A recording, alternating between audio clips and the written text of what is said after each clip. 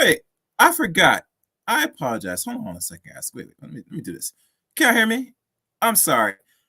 I have things organized in a way. I'm going to have to run that music one more time, just one more time for the people in the back to hear and the people in the front that is listening too good. And please share the stream. Let's go!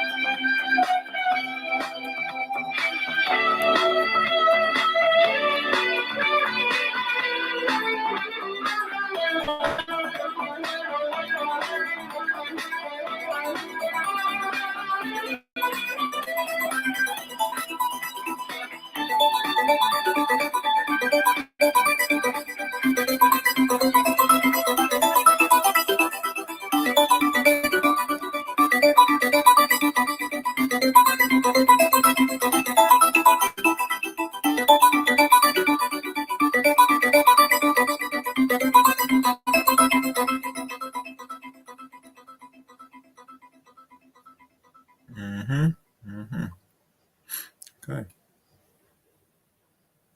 All right. Remove that. Matter of fact. Okay, I'm all set. Sorry for the long wait and arrival. And welcome. Welcome again to this after hour editions of the Chaos Rain channel. As you know, I go by name Chaos Rain here. I see a few people in the chat room, not much, but it's like a late night thing. Oh, I forgot to tell you, I'm on Clubhouse as well. So, I'm simulcasting on a lot of devices. Let's take a look right now. Okay, look like we're all good. So, welcome to those that is new to the Chaos Rain channel, and those that will be new to the channel, welcome. And you know the drill, how you can subscribe to the channel. You hit that red button, you hit that top, not that middle, not that third, but that top notification bell when there's an upload or a live stream like this on the Chaos Rain channel. Also, you can find me on Twitter at Chaos Rain 7, and you can now add me as a friend on Facebook, Eric Ray on Facebook. And I'm just going through some of my social medias. Let's see what's going on here. I'm gonna get into this. Okay. All right. Thanks.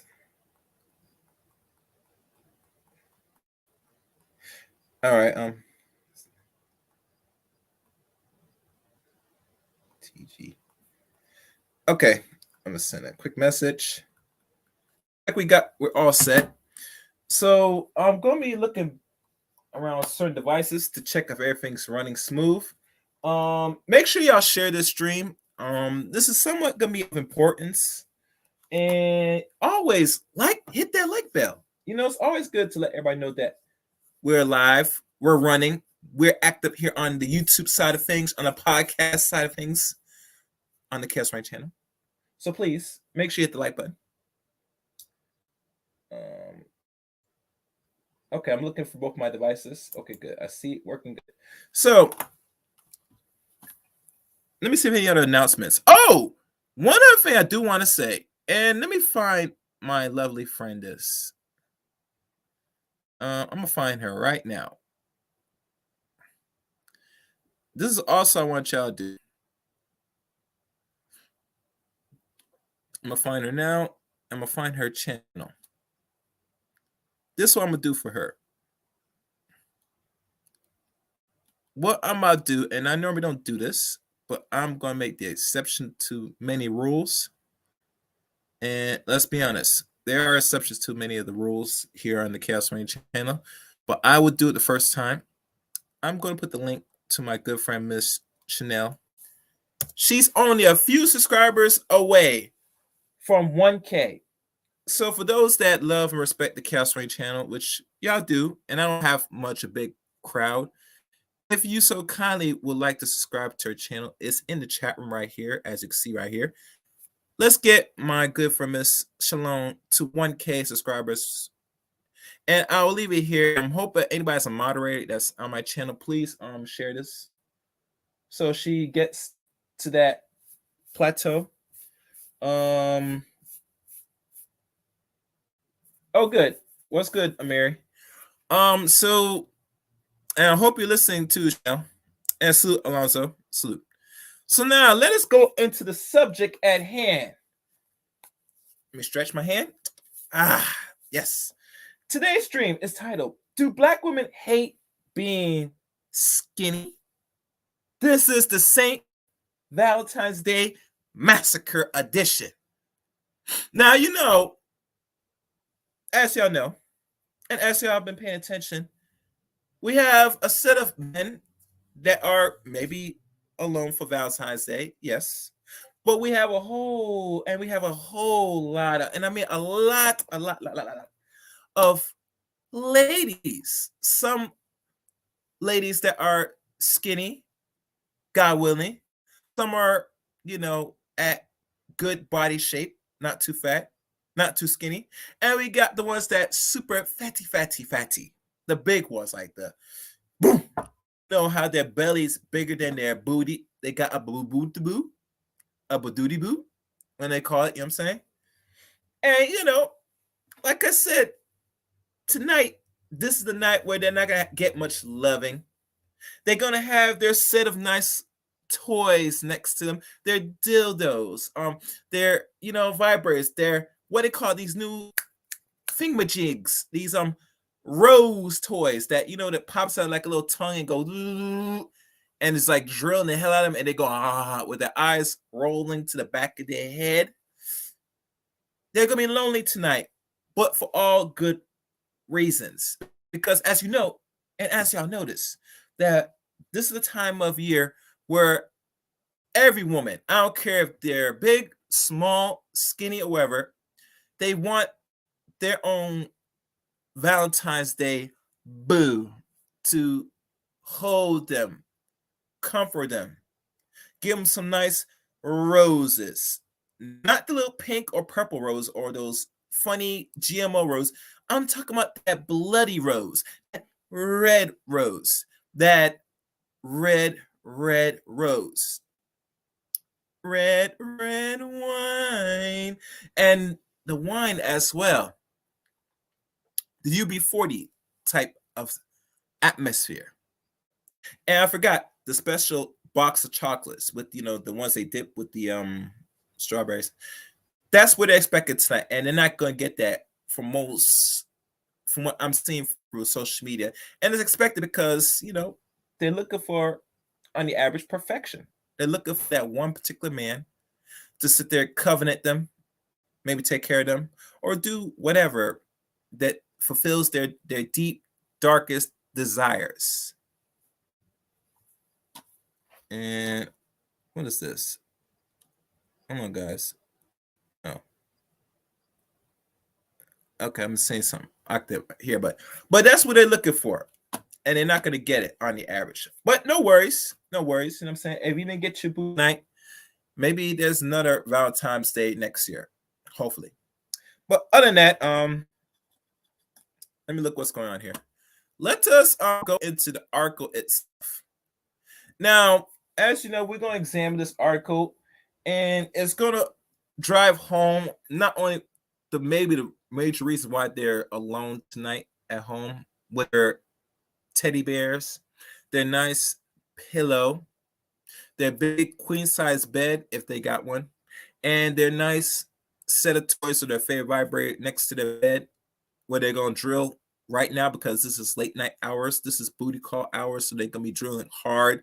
They're going to be vibrating their junk so hard that their eyes are going to roll back. There's going to be so much gushy noise. The waters, you're going to hear the moisture popping out. It smells like sex in the air. Ah, the beautiful aroma. But anyway, let's go to the... Oh. And let me take this down.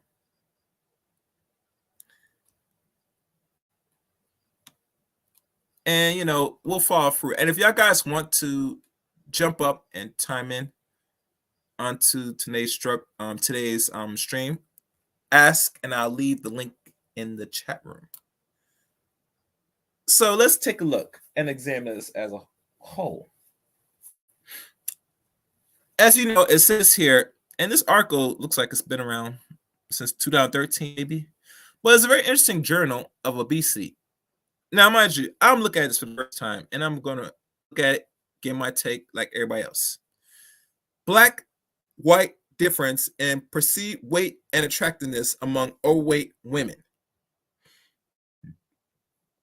Now, as y'all know,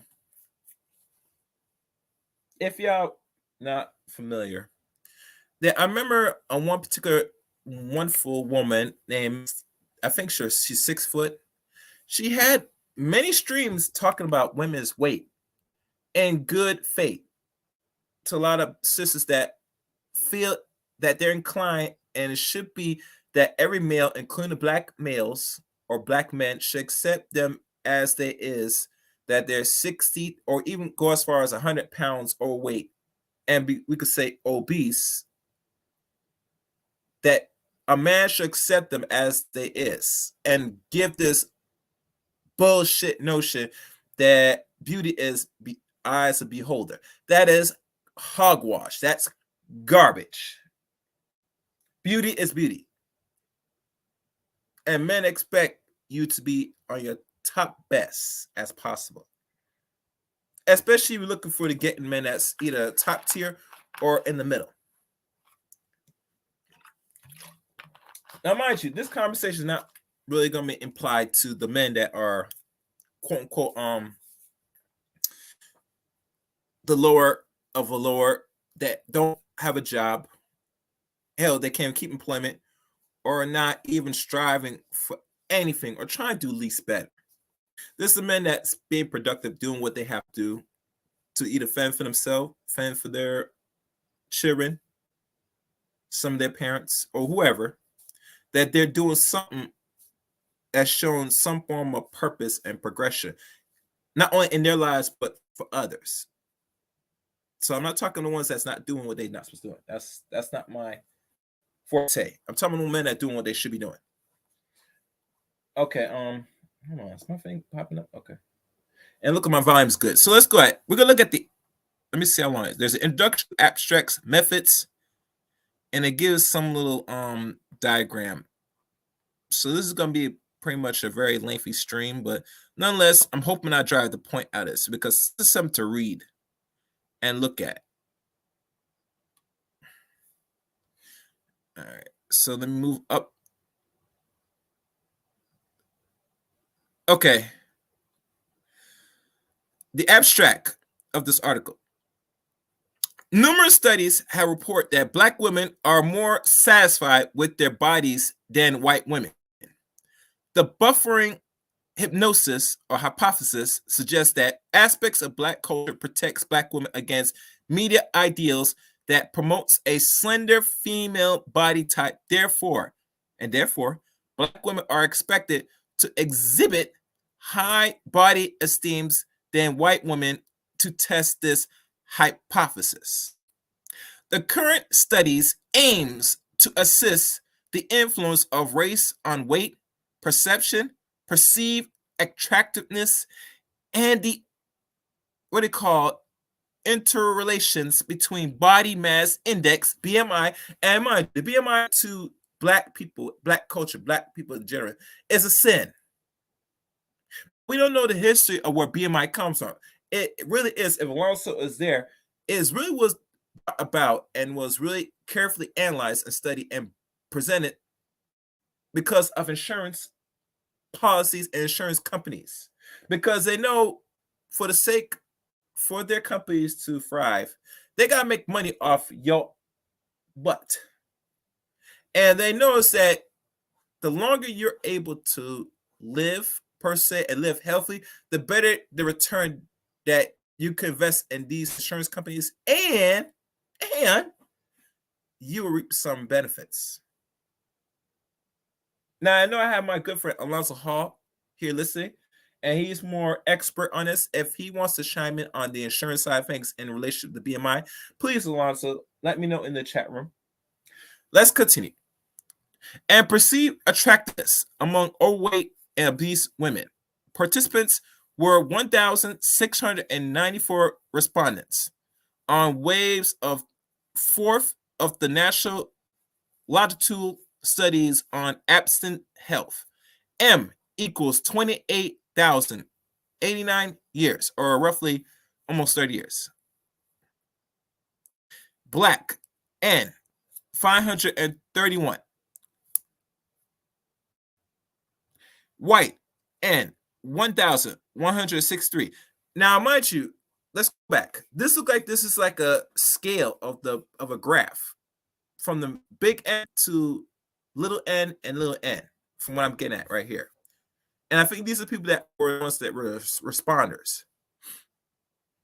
Obese or overweight women were included in the current studies as expected. Black women report lower perceived weight and higher attractiveness than white women, despite high body mass for black women. Furthermore, race moderates the relationship between BMI and perceived attractiveness. For white women, a negative relationship exists between BMI and attractiveness, whereas for black women, BMI and attractiveness were not related.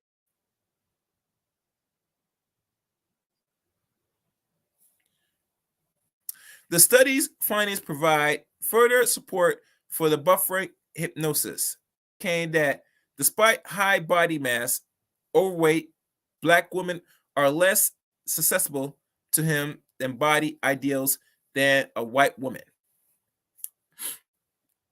Now, this is the abstract portion of the article. Now, introduction. Black women are at heightened risk for obesity when compared to white women and tend to weigh more than white women on average. Yet, despite higher body mass, research suggests that black women are more satisfied with their bodies than white women. And furthermore, black women tend to attribute fewer negative qualities to overweight people than white women, and are less likely to engage in disorders, eating behaviors to lose weight. Powell and Kahn suggest that blacks are less susceptible to body dissatisfaction than whites due to their adherence to cultural ideals that promote a heavier body type and discourage strengthening body weight goals and perspective labels that buffer hypothesize. Empirical research provides some support for this assertion. On average, black men prefer a heavier female body weight than white men. And the ideal body weight reports by black women is higher on average than the ideal report by white women. And I'm just looking at some. Nonetheless, some scholars argue that the this discrepancies between black and white body preference is overstated. For example, a meta-analysis by Gramba and Hein conclude that though white women were more dissatisfied with their bodies than blacks, the magnitude of the difference was small. Also, Conchella or Cochin and colleagues found that when age, body weights, and education are controlled for ethnicity, does not influence body shape preference or tolerance for obesity. The past research has indicated or identified racial difference in body image and weighs perceptions. Replication studies are needed to provide empirical support for the tenets of the buffering hypothesis. In addition, as health research are concerned that tolerance for heavier body types may contribute to high obesity prevalence in the Black community. It is important to what they call it, elucidate the potential effects of race on the relationship between body weight and perceived attractiveness among overweight individuals. The current studies examine this issue using survey data from 1,684 overweight or obese women. And based on past research, it was hypothesized, or what they call hypothesized, that overweight women will exhibit higher body mass and report higher self-rated attractiveness than white women, because Black women have been found to underestimate their body mass when compared to white women. He predicts that overweight Black women would report lower perceived weights than white women. Also, in accordance with the buffering hypothesis, we predict that the relationship between body mass and self-rating attractiveness will be moderate by ethnicity. Specifically, white women were expected to report lower attractiveness as their body mass index, which means BMI, increased, whereas BMI and attractiveness were expected to be unrelated among Black women. And there's more into this, but let's pause right here. Hold on. What's going on here? Let me mute this because I don't want that interrupting me, man.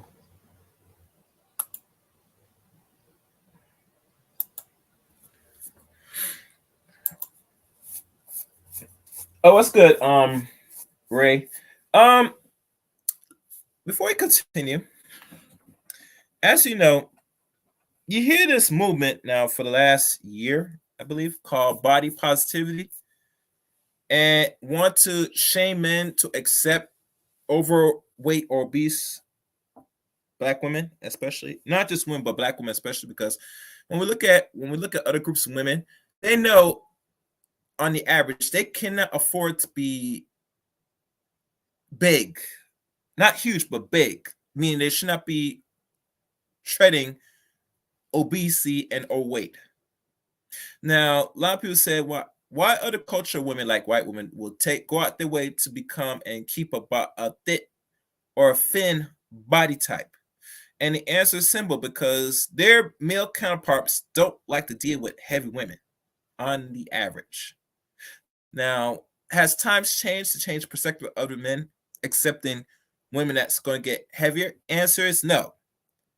And how we know? Because we look at most every picture, or you see any couples, you always find that the men and women of other groups, their bodies keep at a certain moderate weight. Now, you might find some men that's non-Black big, just like you'll find some big fat men in our race here. But when we talk about attractiveness and trying to, I would say, get the best mate, 9/10 out of time, men are the ones that's picking, and they're the ones that's really entertaining the women. And usually the better shape the woman is, the better the quality that she's going to get out of getting the best man out here. And we're not talking about as a norm, but really out here, the best possibility is you have to keep yourself at a certain health. Especially if you're a woman that, if you've never been fat most of your life and you might not get a problem finding or getting a man. And usually keep your body in shape, like I will say, like the God of Six said, does not ensure you that you're going to get a mate or keep a mate or prevent you from what we like to call cheating, which that's another story for another time. But let's say that's the determining factor that women in their mind think that they should not improve their bodies because they think it doesn't matter. The man's going to still move, step out, cheat, and might not look at them. I mean, if you think about most people that gamble every day, no, they're not going to win no money or hit big, but still do it. But the point is this: you should be doing it anyway, just to put yourself in a position to get the best mate possible and to have a better outcome in life and quality of life with your health. I mean, we all know one of the few things that the cause of death in America right now, and I think the number one death right now is, I think, heart attacks. Let me Google it. See what is the top killer right now in America. Because something to really examine. All right. I'm going back to see. The number one killer.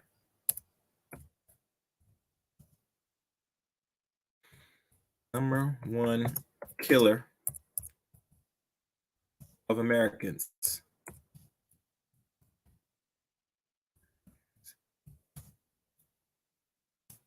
Let's check. We're going to look at the CDC. Right now, the top right now of the number one cause of death of the CDC, and we're going to probably share this because I want y'all to see this. Yeah, I got. Wait, I hope nobody's. If I got a moderator here, if you got a sniper, please snipe out that weird bot in my chat room, please do it now. Thank you. If you see any bots out here, please get rid of it. I don't want to see that in my chat room. Okay, let's stop this. Let's share this. And we're gonna get back to the article in a second, but let's share this because you gotta see this.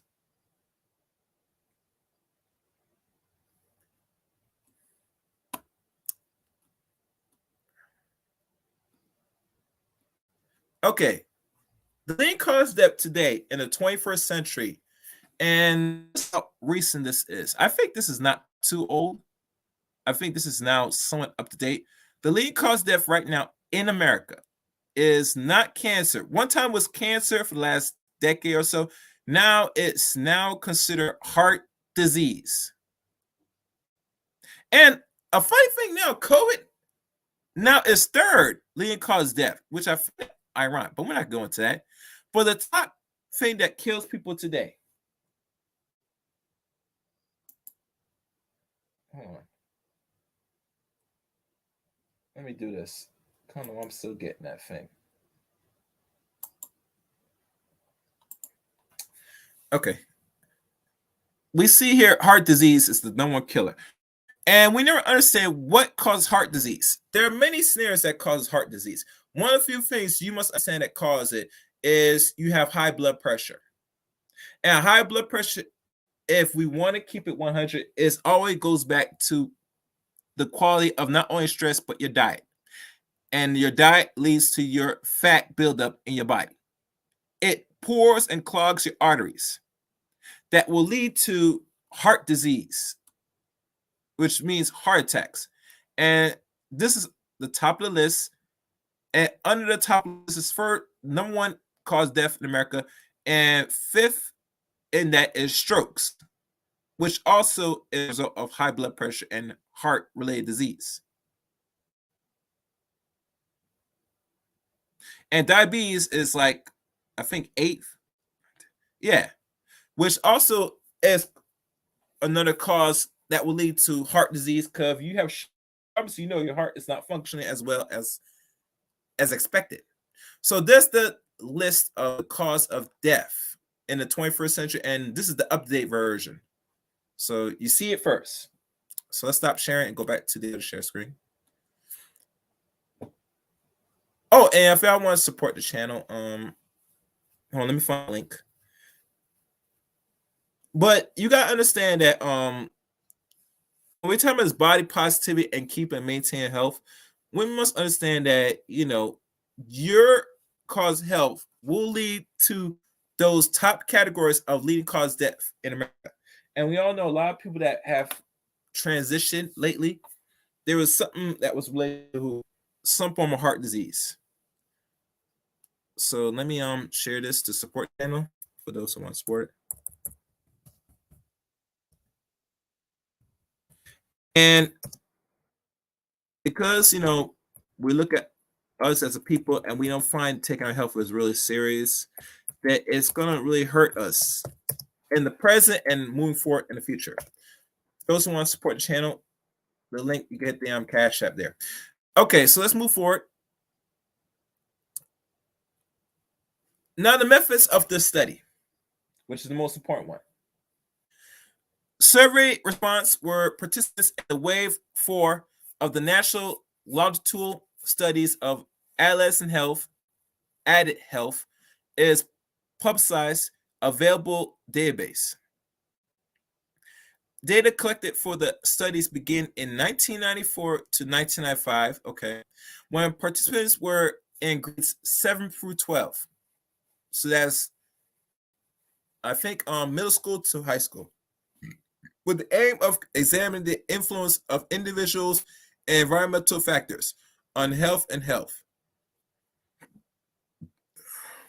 behaviors.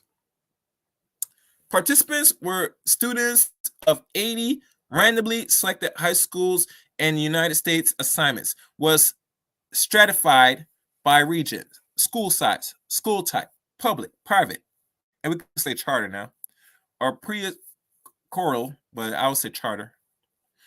White, black, ethnicities, grade, spans, and curriculum. Feeders, schools of in 7th grade or higher were also selected in inclusion participants of the wave 4 and were ages 24 through 32, and that's a period of 8 years. 90-minute interviews were conducted in the participant homes with response completing sensitive material using a computer assisted self-administration procedures. Research personally administrators less sensitive items with computer assistance conducted physical measurements, collecting what they call biospecimens, and the current studies including blacks and women who were overweight or obese by the BMI scale. And details information regarding data collected procedures is available elsewhere. The BMI. And let's look at the BMI. Studies staffs obtain measurements and participants' height and weight using standardized procedures, and the BMI was calculated on the basis of the measurements following Center of Disease Control, the CDC prevention guides. Race. Because self-reported race data were not available, race was derived from sources reports of the respondent ethnicities. Participants in current studies were identified as either white or black or African American.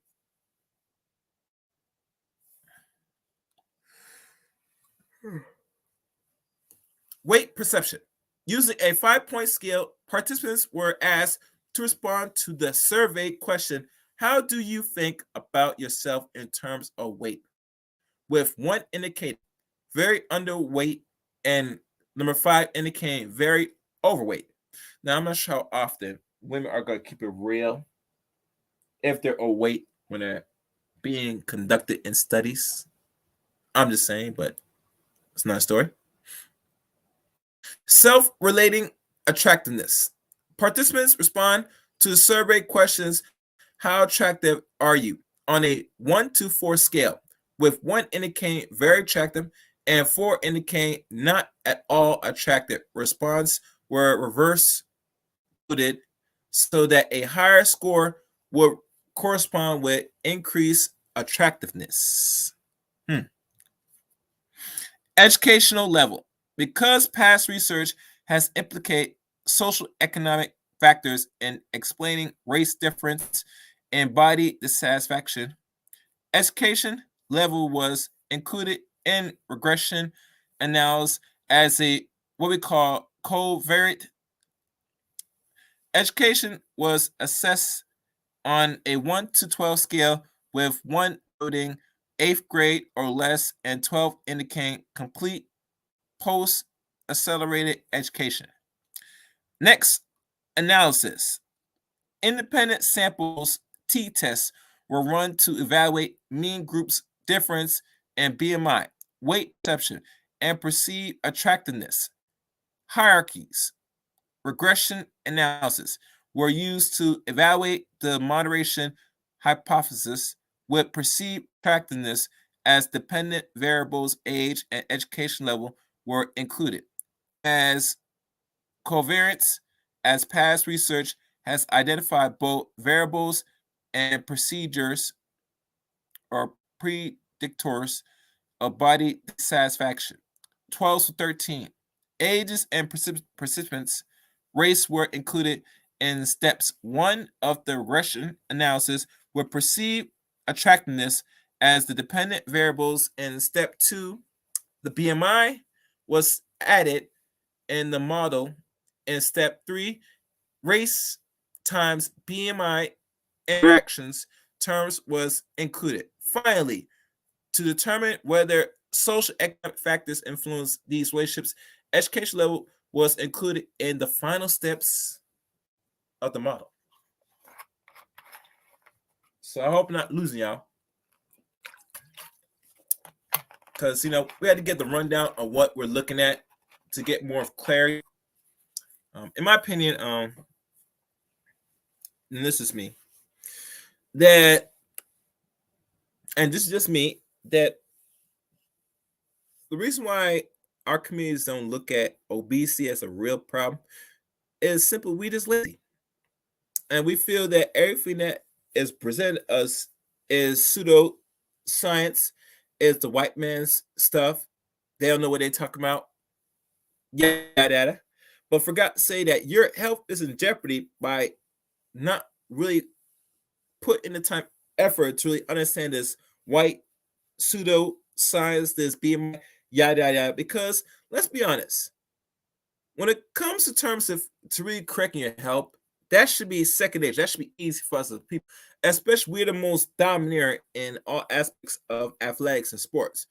You think the least thing we could do is keep our bodies in tip-top shape, since we could perform very high in those environments. But I'm just saying. And before I continue, let me see who's this. Cause I'm looking at my app here.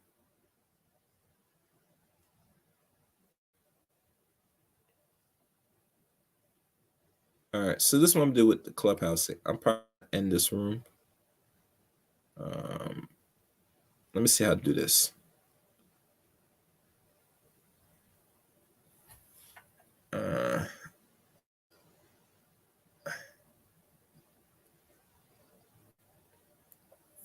I'm trying to end this room right now, guys.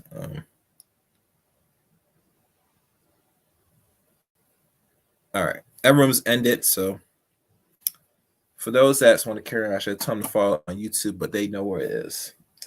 All right, let's keep going, guys. And make sure I hit the like button and share this. The results. The sample was in 28.89 years old on an average SD equals 1.74. 69% of respondents were white, 1,163, and 31% were black, 531. And the mean BMI for the sample was 32,092. SD equals 6.59, well above the cutoff for overweight.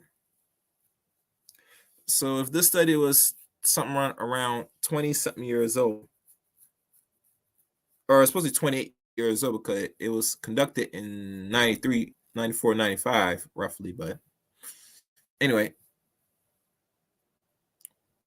The results for mean groups difference are displayed in tables 1. On average, black women were heavier than white women, yet black women report lower perceived weight than white women. Also, we predicted black women perceive themselves to be more attractive when compared to white women. Thus, although black women were significantly heavier than their white counterparts, they actually perceive themselves as being less overweight and more attractive. And here it shows here. Let me see if this.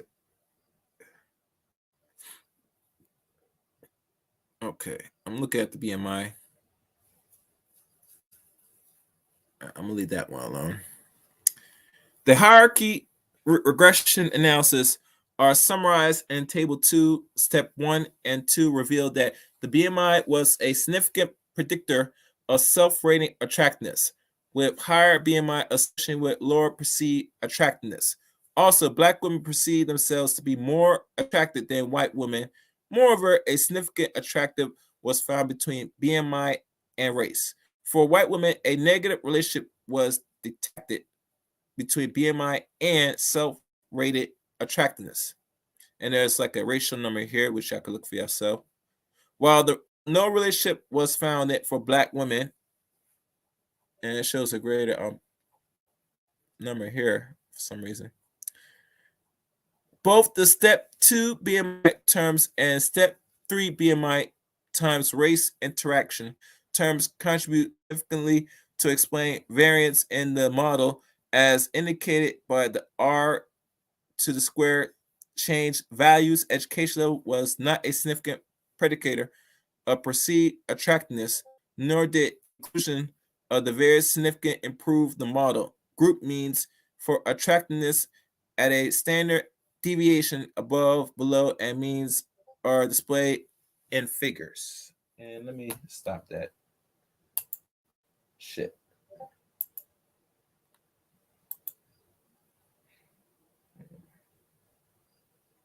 Yeah, I'm gonna have to probably mute this.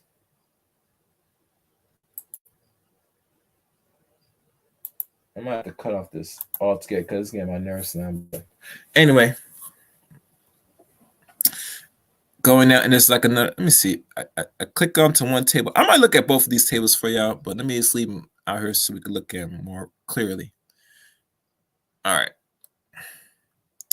Now here's the brief scale. Black woman difference perceived weight, and shows here the BMI ISD and BMI plus ISD. Blacks higher, whites slightly lower, not by much.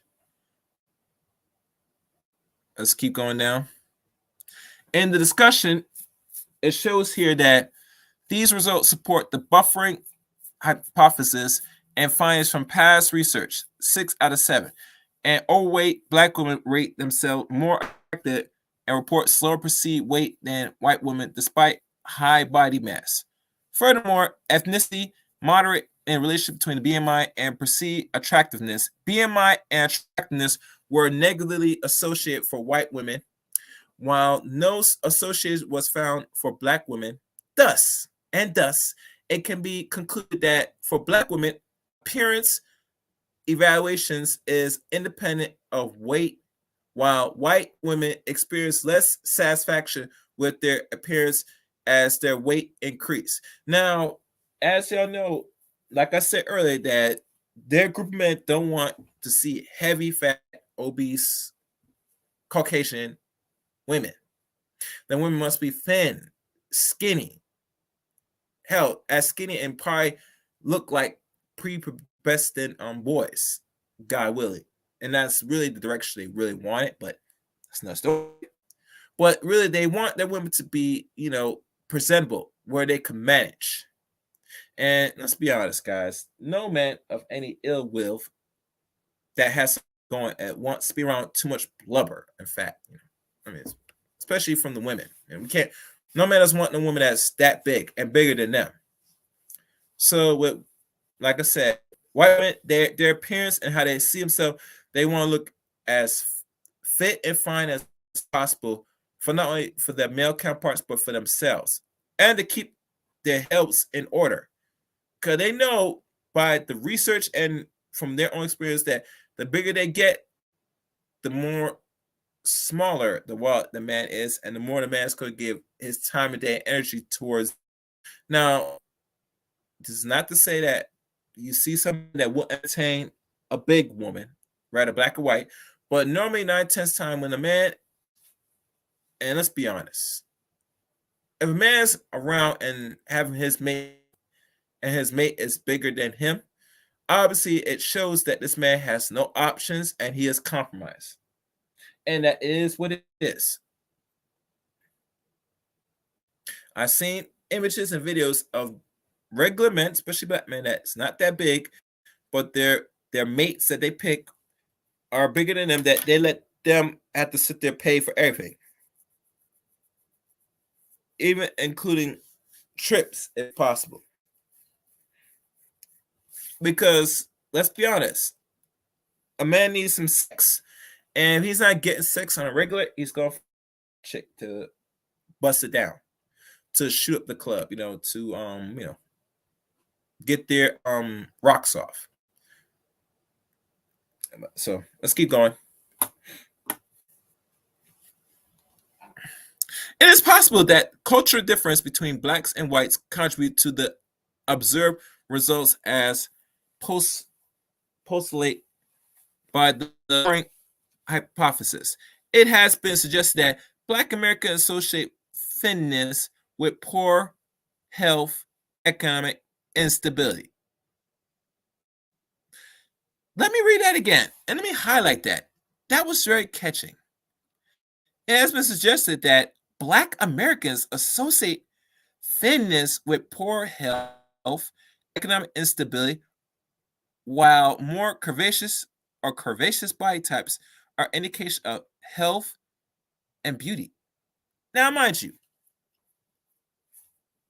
and I gotta laugh to this because I never mentioned or thought about this. And as y'all know, I fall in a certain range of a generation that this is not Africa. And I'm only using Africa as an example because I use it as loosely. But when I hear and read that, which you see highlight, it shows that maybe in certain third world countries, if a person is really skinny, like really skinny, to most Black people, they'll view that as this person is really starving or poor because he don't have the funds to feed himself. And this is a weird thinking, I think, that's been known, passed down here in the West in America for over 40 years. And we know goddamn well, majority of Americans, before the advent of high corn fructose and the manipulation of the food, especially the meat and vegetables, and now people are eating high starch and carbohydrate diets, that we are getting bigger as a society. And to most Black people, if white people start to gain weight in a certain mass, we are going to be completely obese, overly obese. Because anytime they catch a cold, we catch the flu. So whatever they do, we amplify it by tenfolds. The point is this, that if Black people today think that because a person is not that big and they, let's say, they're skinny, not too skinny, but skinny enough, that they got to perceive that person is broke. This is some backward ass thinking. Really, backward ass thinking. And the snuggles, don't give me them eyeballs, girl. This is some backwards ass thinking, for real. But like I said, you have to live in a very much imperfect world, a weird screw up world, a backwards world we live in today to start thinking like this. And this is not really rational thinking, because if you look at the pictures back in the old days, even up to the 80s, that a lot of Black people were not that big back then. Everyone 100. And a lot of Black people either we're financially stable or struggling. We're not doing half bad back then. When we look at today, there are people that's not really financially astute and they're big as a horse. You can't make this shit up. You cannot make this up, man, for real. But really, truly, in regards to us as people, when we get the certain disease of Western culture, we get the ill effects where it plagues our mind and our health. So now to find that most black people even now thinks that a person that's not big that is considered poor, we have to think of that and look at as the in reverse. But let's keep going. Also, perceived studies have found that black women are less likely to idolize the thin body type commonly portrayed in mainstream American media. Black women reports the media representation of the thin ideal are more relevant to whites, contributing to lower drive for thinness, and body dissatisfaction among black women. Furthermore, African Americans who report high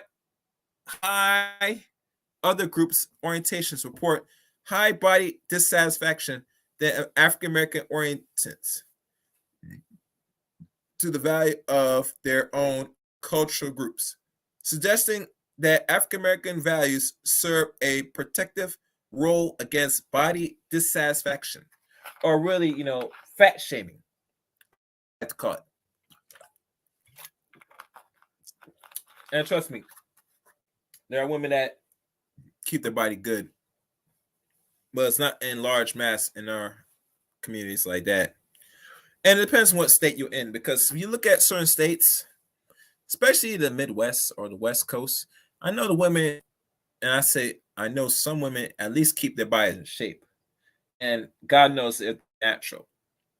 And out here in the East Coast, it's a little different depending on your environment. But obviously, let's be honest. When we talk about the sisters, they know for a fact if they're over a dress size 8 and pushing 12, they think that they're the stuff, which they're not. I look at majority women, if they're anything roughly over a dress size 12, they're traveling on obesity. But that's just me. Let's keep going. And I'm going to get to your comments in a second. I want to go through this. Though past research hold that black cultural ideals buffer them from body image disturbances, less is known about the specific cultural traits that fosters positive body esteem. Past research posted that black women ascends their appearance in broader terms such as carrying oneself with confidence and wearing fashionable hairstyles, makeup, and clothing. This may render black women less susceptible to media influence that defines female beauty primarily on the basis of thinness. More research is needed to what they call elucidate perceived cultural values that contributes to high body satisfaction among black women. As health research have expressed concern that positive body image among overweight black women may contribute to evaluated obesity or added obesity in the black community. These findings had implications for weight interventions with this population because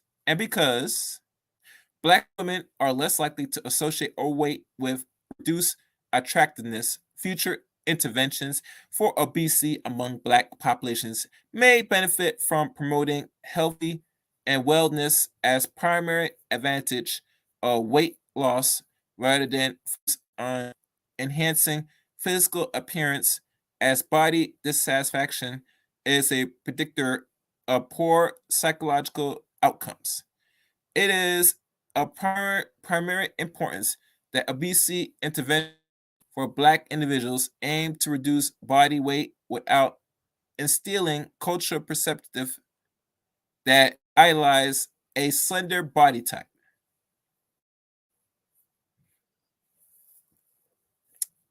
I hope y'all got that. Let's keep going. Though the current studies examine race between or the race difference in the relationship between BMI and attractiveness, research suggests that body shape, specifically waist to hip ratio, is more robust indicators of female attractiveness. That is less susceptible to ethnic variations in body mass. Thus, future research should examine the role of body fat distribution in determining attractiveness perceptions among obese women. Also, because of the data are cross-sectional, no conclusions can be made regarding the directionality of the relationship between perceived attractiveness and weight.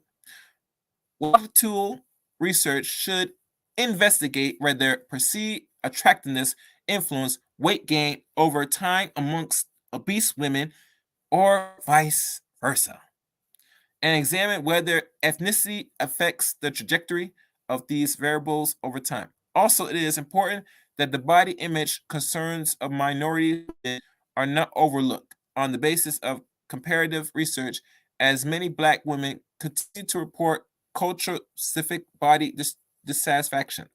For example, Black women tend to desire a more curvaceous body type and often endorse dissatisfaction with skin tone.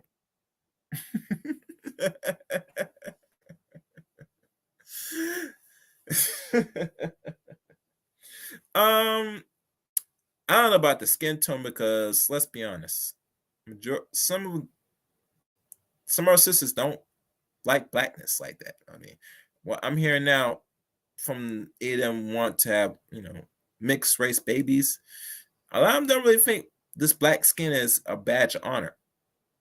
And if the women don't see that the importance of the black skin, neither does their black male counterparts that they raise, in my opinion. Because a nice curved body and skin tone should go hand in hand. If you're nice, melanated, rich, brown or dark skin, and you have a very much unique shape, not too fat, you are probably winning in this little research. And when I mean curvaceous body, you're not too fat. That means your stomach is snatched waist and your hip ratio is nicely defined.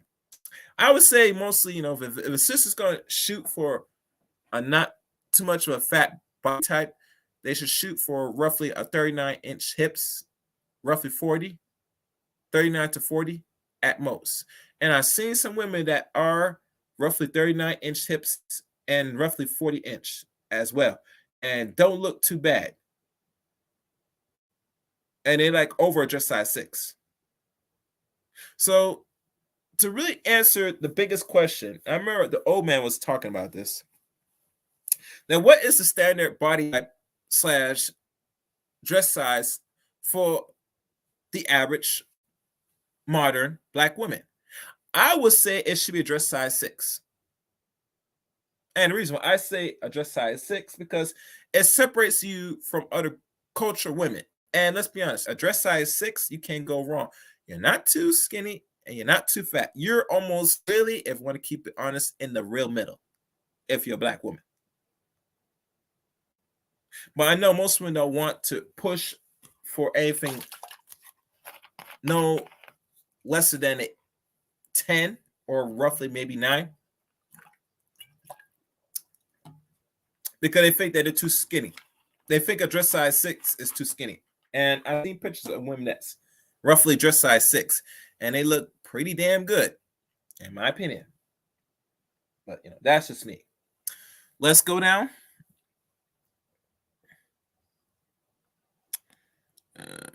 Continue research is needed on the nature of specific body types and body images concerning among Black women.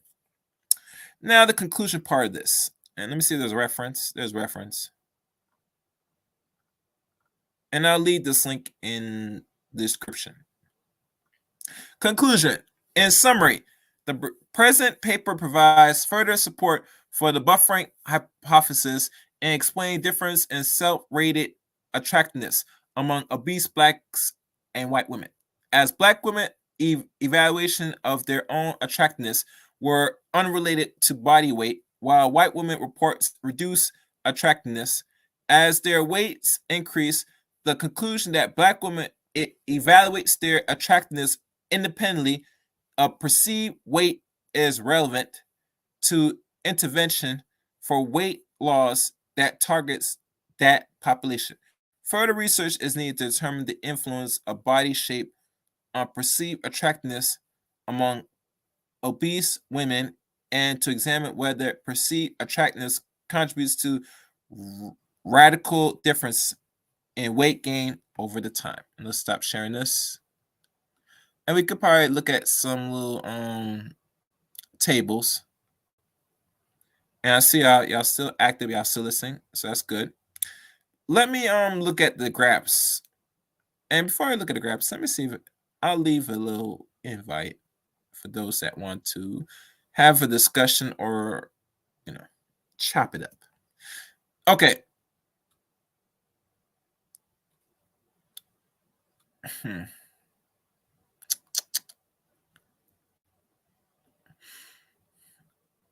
We're gonna look at graph 1.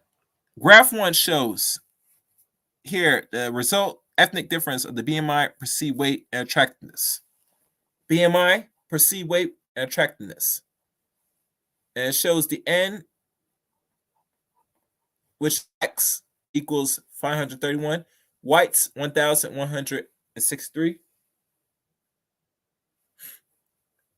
The BMI for black, is it for Blacks? Yeah. Blacks and whites shows here that Blacks have a slightly increase of 35.4, 8.5. Whites 32.92, 6.59. Perceived weight roughly 4.6. Whites 4.19. Attractiveness, the bigger the woman is with the bigger BMI, they find it to be in 3.33, 0.72.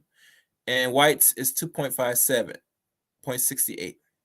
And there's a subtracted of the DF. I think this is different ratios. So standard deviation is kind of weird. Let me see if there's another graph of this.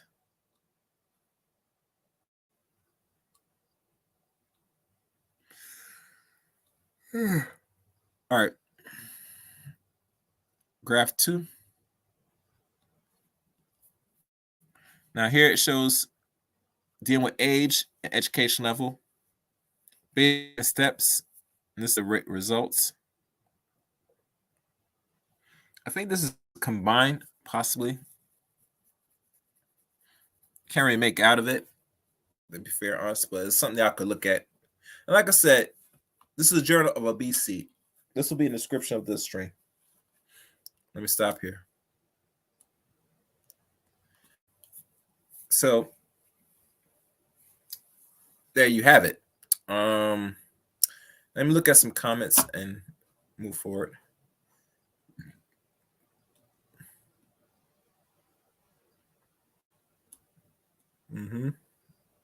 I see Alonzo was in here. Okay. I see Ray Hamas. Okay. I see Snuggles. Yeah. All right. So what can we get out of this and know out of this? That,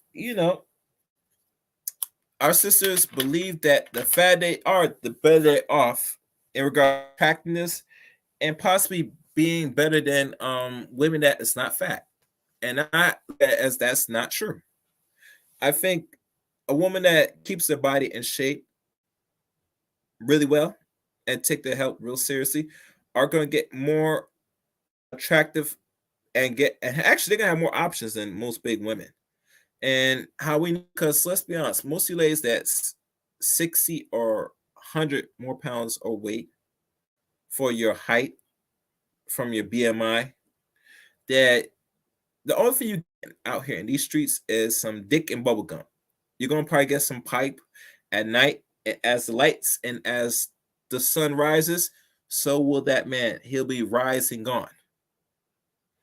And I think one of the issues with our community is a lot of women don't want to hear or learn or listen from men of what they find attractive and worthy. And the reason why I say it's because a lot of women in their mind, they think and believe that men are here to serve them.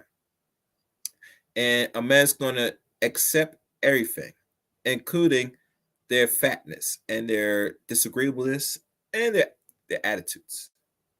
And really, truly, they should be entitled because men have made the narrative and forced it to make them accept it.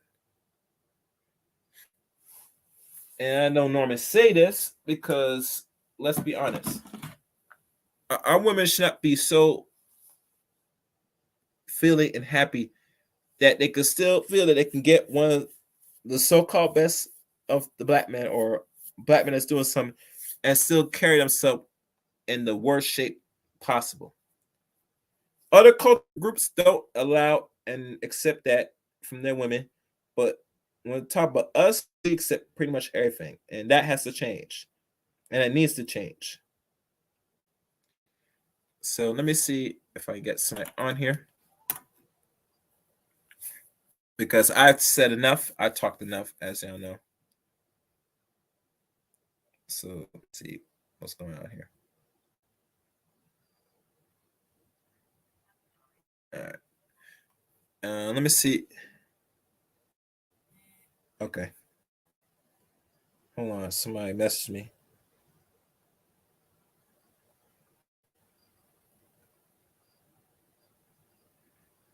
All right. Should I call? No, I'm not gonna buy it. Let me see if I can find our good friend Charles Faulkner on here, because he's well known. Because one thing with Charles, he trains a lot of students, and he is a man that knows the importance of having a fit body. As I could tell, he worked in law enforcement, and he used to be in the military, so he would know the importance of maintaining health and weight. Mm. Okay. All right. Well, he's busy as well. So carry on and moving forward. But what solutions or any methods to improve and better the outcomes of not only, I say, what things women could do now to correct this? Well, one thing is for sure, you're going to really look at why you're so addicted to certain parts of food that put on the pounds in your body. Now, as y'all know, a big proponent of fasting, like everybody else, and no one's not know you must make the conscious effort to not to eat so much a daytime. Your calories and that calorie intake is garbage.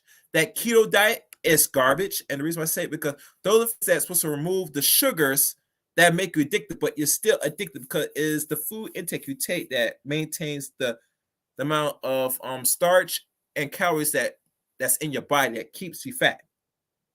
So the best thing you could do is do the reverse. You're going to have to cut back on a lot of things.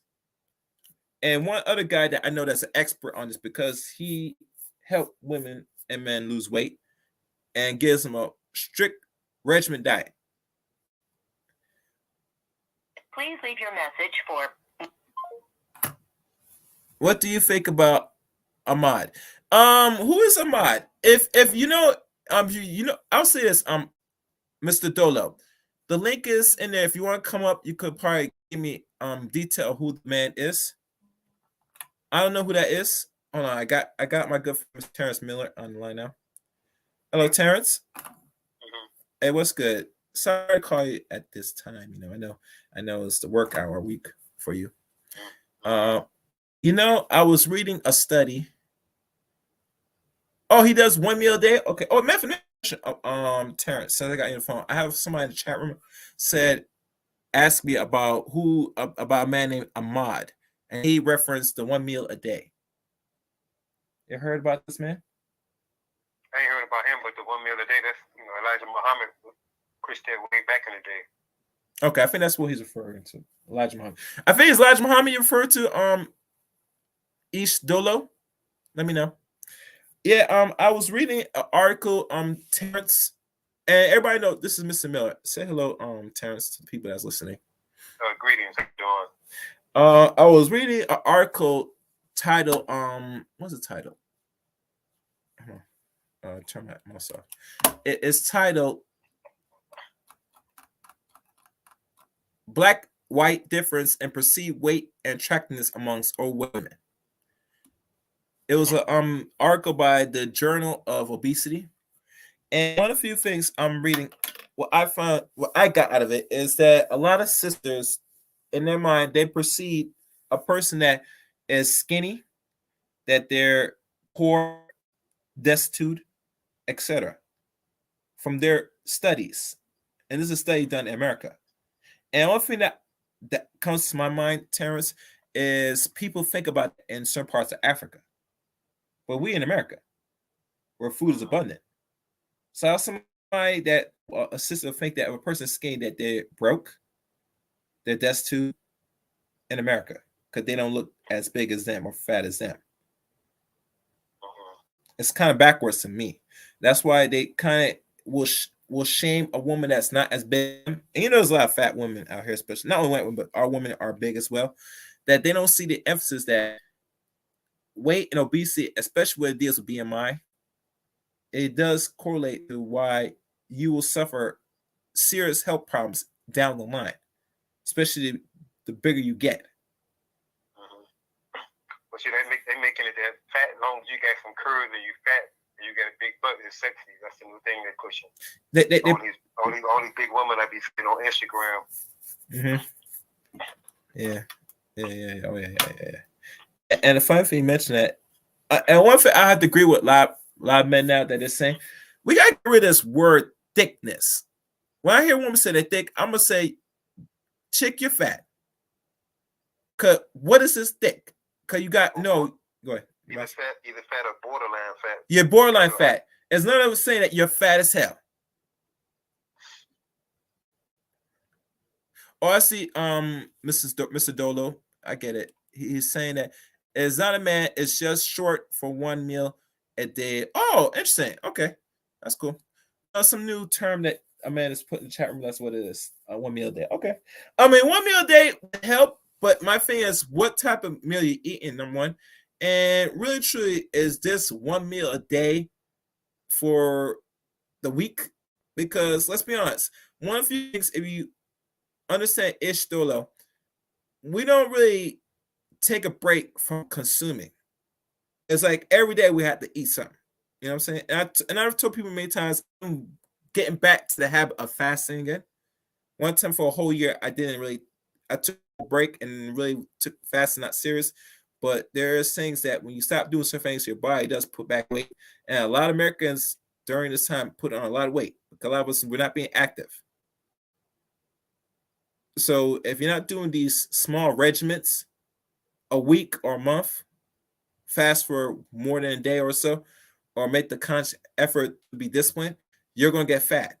And it's just it's that simple.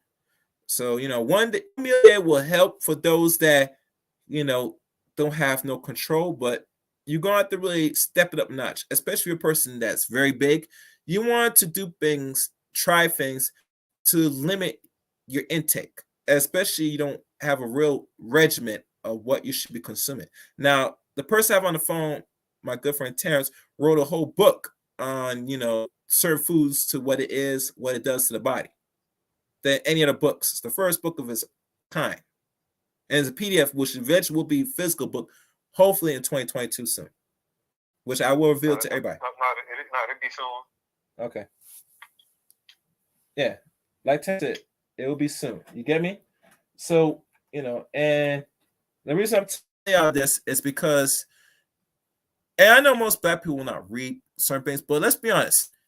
This is not for just the men, but I'm just for the sake of for this stream, we're talking about the ladies right now. That you're going to have problems if you're trying to look for a man or trying to keep your health in order. These are things you could do, especially if you're going to take the lazy route and go surgery.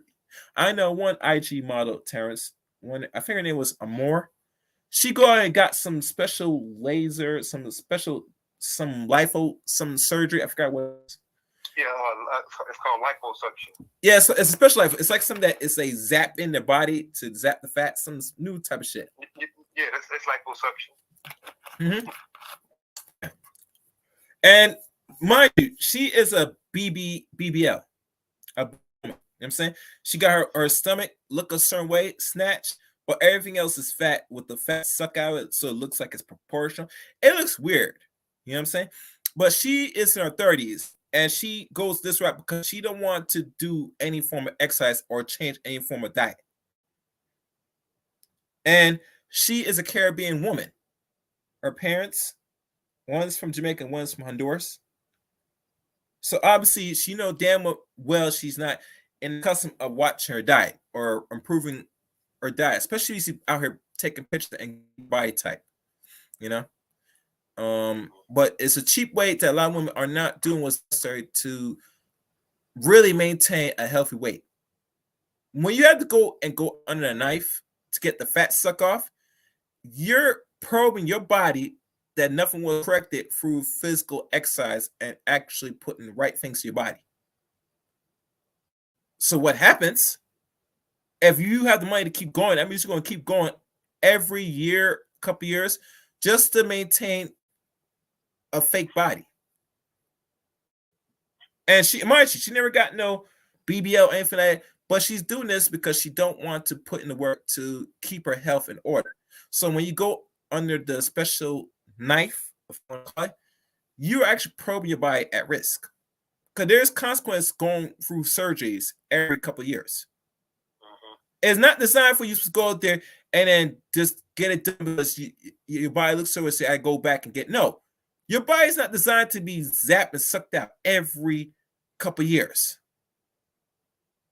You're gonna send shocks to your system. I don't care if the doctor said is okay, there's no consequence. Then I can tell you in fine print what is the consequence of me keep doing this for a good period of time.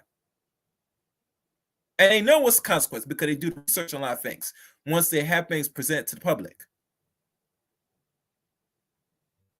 So if you're a lady, you're lazy, you're real lazy, and you think going on a knife and say, I'm not going to do things to better my health, you're going to hurt yourself in the long run, sweetie. She's lazy. It's lazy. Because think about it, Terrence. We all know there's some men that's lazy, not doing things like being productive, working hard, and all stuff. We have them around here. But we have to really be honest that there's a whole bunch of lazy fucking chicks out here. You know what I'm saying? Not even this one either. And if you're trying to be in a relationship, sweetie, you cannot be lazy. And one of the few things that we see that's laziness is how well you discipline and maintain your body. That's the one indication. Besides anything else, that's simple. But maintain a healthy weight and body because your appearance is everything, your beauty and everything is really a regimen that most men really, if let's be honest, I mean, I can tell you this, ladies, is what we really see. And if you're a person that's very complacent, lazy, and you get real comfortable, you're going to get fat. You're going to get seriously fat. And you're not going to stop until maybe when the man does something that you don't like and you start ending the relationship. Because most of the relationships are ended by you, ladies. And matter of fact, I would say personally, it should be reversed now. Especially if a man that's doing what you should be doing and your woman didn't get herself and let her body go. Let herself go. It's backwards. But the reason why you will let yourself go because most dudes, they don't have the confidence to say, you know what, fuck this. I'm just going to give you your walking papers and keep it going. Black men need to stop doing that. They got to stop doing that. Because they know that you as a man, you are afraid that she's going to walk away with a good portion of the money and she's going to possibly find next dude, and while she's living off the little small money you have. And I mean, we don't got like that, let's be honest. But if we do got like that, if for that's the case, then obviously, you know, is it more wealth worth your health and your mind being as a person than being around someone that is going to really slow you down, bring you down, and she's very complacent? I mean, come on. Now, if she serves some upgrade purpose to your life, I would get it. But let's be honest. Let's be honest. If a lot of women nowadays, you hear them on social media, they want someone to take care of them, most likely, and they're just going to push out babies and sit their ass down and not do nothing. Now, that might have been good back in the 50s and early part of the 60s, but today, no, you're going to have to do something, baby. You got to do something. A lot of our foreparents that worked and they still did what they did just for the household. You're going to do the same thing. You're not supposed to have no comfort. You should not be lazy and complacent now if you get the marriage and have the kids. Regardless, the kids give you work. And trust me, Terrence, you know, if you've been around other cultural women, you see they're still able to manage not only the house, but children without no problem, without complaint. Correct? Yep. So they know said that their health, their mind, and body is a necessity. And they do it in the kindness of their heart. And they do it just because they want to please not only their man, but, you know, the relationship. So they know they can't afford to be complacent. It's not in the best interest. It's not in the best interest at all. So, but besides me talking, Terrence, I don't know if you want to give the people a little more insight of the book. That's coming. The another time because I gotta get up at 5. Okay. Okay, cool. But and before you leave, for the ladies that not aware or know about you, what's the one thing that you have noticed for your studies that really keep the weight of a lot of our people that you noticed was consistent? If you give them a little starch, eat no over because it's like an emotional comfort food. Okay. And people have a strong tendency to always want to binge on it. Yeah, a lot of starch. Not ice cream, but just starch in general, like really real starch. Yeah. Okay. The grains, the bread, and stuff like that. Okay. I see. I know it's one person, American Negroes, is giving me that sad face. Don't be sad, American Negroes. Anyway, thank you, Terrence, for coming by. I'll let you get some rest. We will talk later, all right? Okay, take care. All right, take care. Let me put the link one more time for those that want to come up. It's optional.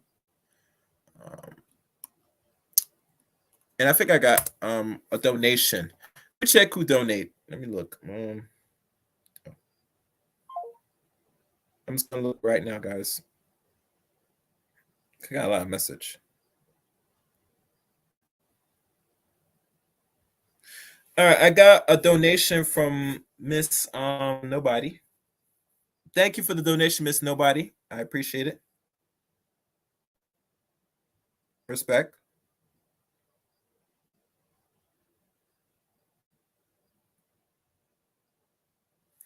All right, let's keep going, guys.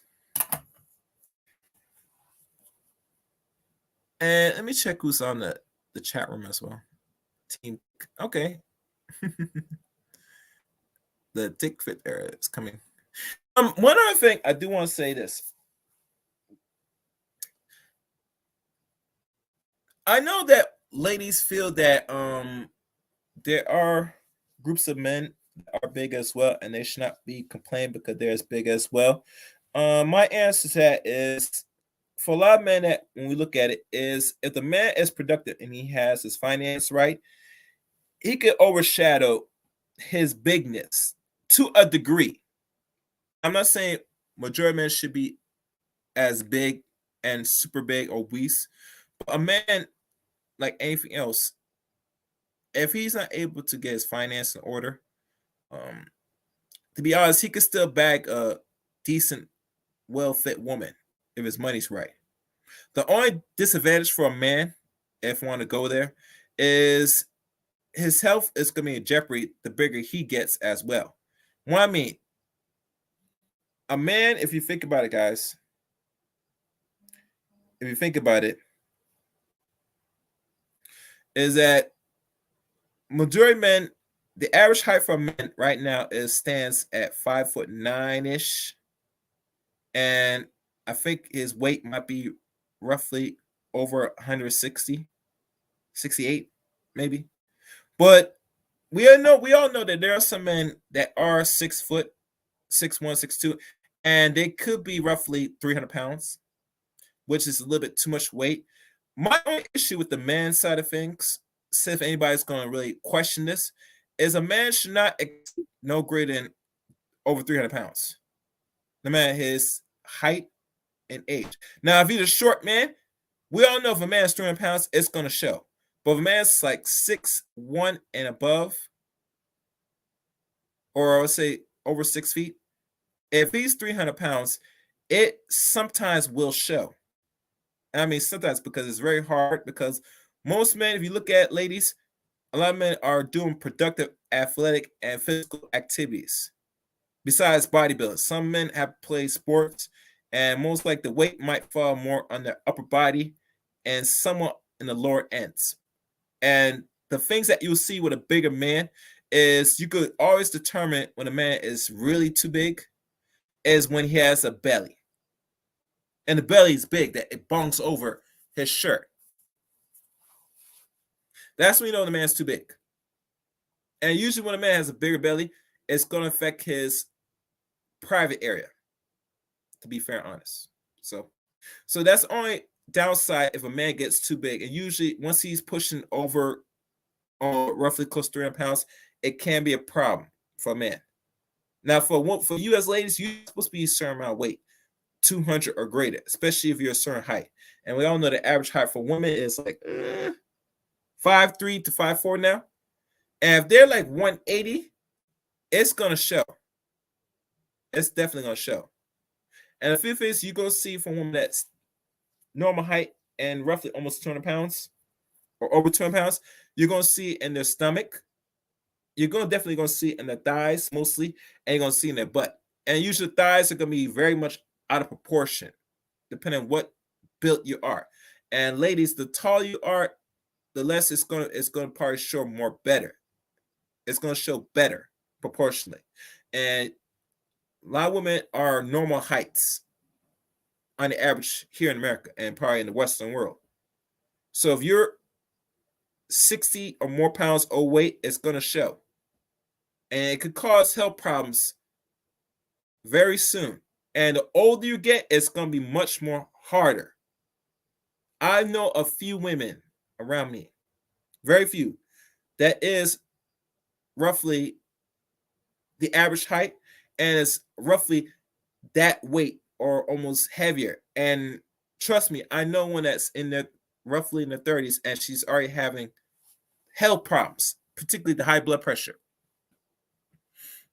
So you always got to keep in mind, ladies, the bigger you are, the more you put yourself at risk of not only the type 2, type 1 diabetes, but also high blood pressure. That will lead to the leading cause of death, which is heart disease or any other coronary vascular disease. So you have to keep that in mind. That what I'm saying or what other men have been saying to y'all, and I know most ladies don't listen to men because men are relevant to them, but you must listen because at the end product is you looking and seeking for a man. And who better will tell you this than a man? A woman will tell you respectfully just because they see the best interests of other women. And there are very few female content creators I could name off my head that really is concerned about the weight of Black women. Not the height, but the weight, the body type, etc. I think 6 to Gods was referenced the weight of women. I think Danica said something about weight too. And I don't know many other female content creators from off my head. But be honest with y'all, the reason why these women are telling you about the importance of maintaining a healthy weight is, to be honest, to look good and to be in the best shape possible for, the best mate you're trying to look for. And trust me, most women, I would say every woman's looking for a mate. I don't care what they say they don't need a man. Yes, you do. The older you get and the more you set your ways, you're gonna need some man for something. What else I got here? I think I got another contribution. Let me check who contributed. Let's take a look. Let's see who's here. Okay. I'm just going through this now, guys. Okay, another person sent another contribution. Thank you, Mr. Nobody, again for another contribution. Appreciate it. Yeah. All this is probably going to have to go back to the production of this channel. To give y'all a little insight, and I'm hoping that my good friend calls me back. What I'm about to do is move forward for the channel. I'm probably going to get a much stronger equipment for these live streams, and I'm going to try to maybe potentially put some visuals to my my channel. That's one thing that I'm putting as potential the goal moving forward of this year. As y'all know, y'all see me talking in this manner, and y'all can see the avatar. It's nice, but I think there needs to be more to this channel. I think I need to put some visuals to this, and to make that a possibility, I need more stronger equipment and systems in place for this to happen. So anything that's contributed here is going to potentially has to go down in the production of the Chaos Reign channel. So I appreciate those that do contribute, and I would highly recommend y'all contribute more so I could make this channel more of a better quality as possible. You know, been doing this now for a few years now. Besides YouTube, I've been doing podcasting, and I think now move forward because I'm almost approaching 1K. I'm still a long way to go. I'm approaching there. That I have to really put into more of the production of this to make this more visual. Now, I'm not sure how I'm going to accomplish this, but that's the thing that I'm trying to put into it. So this is more interactive, you know. That's the goal move forward for the Chaos Reign channel. Hopefully. But every penny you put into the Chaos Reign is going to eventually have to go back to production to make this a reality.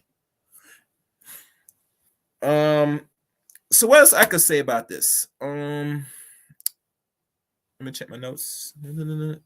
Oh, one other thing. If y'all notice, I put Miss Shalom's YouTube page. She's only a few subscribers away of 1K. If you so kindly would subscribe to her channel, once she has reached that, and she's going to reach it, that me and her gonna probably do an interview very soon. And the goal, like many things, is to I'm trying, might eventually have her on once this happens. So let me check right now, see what her status is right now on the subscriber count. All right, she needs 4 more subscribers. So if y'all so kindly, if you want, please subscribe to her channel as well. She has some good content as well. She's empowering women in a way where she wants women to be the best, do the best. And, you know, she's looking out for the fellas, guys. Trust me, if I really vouch for her, I wouldn't mention her name, but she is looking out for not only to better the quality of women, but, you know, she's doing this for the also help for the dudes as well. So I'm going to put her link one more time on here. Subscribe to her channel, please, if you can. I got a few people here. I mean, it's optional. Y'all don't have to. But like I said, I'm pushing this because she's almost at the end of the target goal. And I want to make it a reality to make her get it to the 1K. You know, because she has, you know, supported me, not only moderation, but she's supported me in many other ways. And I would like to see, like most people that do care about Black men and everything else that we do, we get back to support, you know what I'm saying? Whether it's financial, or we could say giving our like or subscriber to her. So if you can, I will really appreciate it. It's optional, but she's only like 4 more subscribers away. Anyway, let me check some of my back channel. If anything else, if nothing else, I probably will conclude this.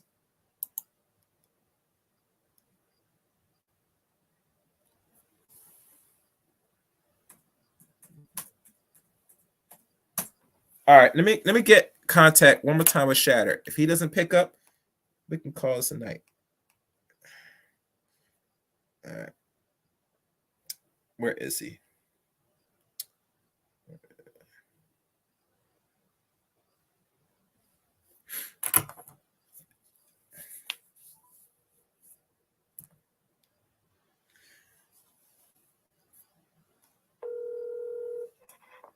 What's good, Shatter?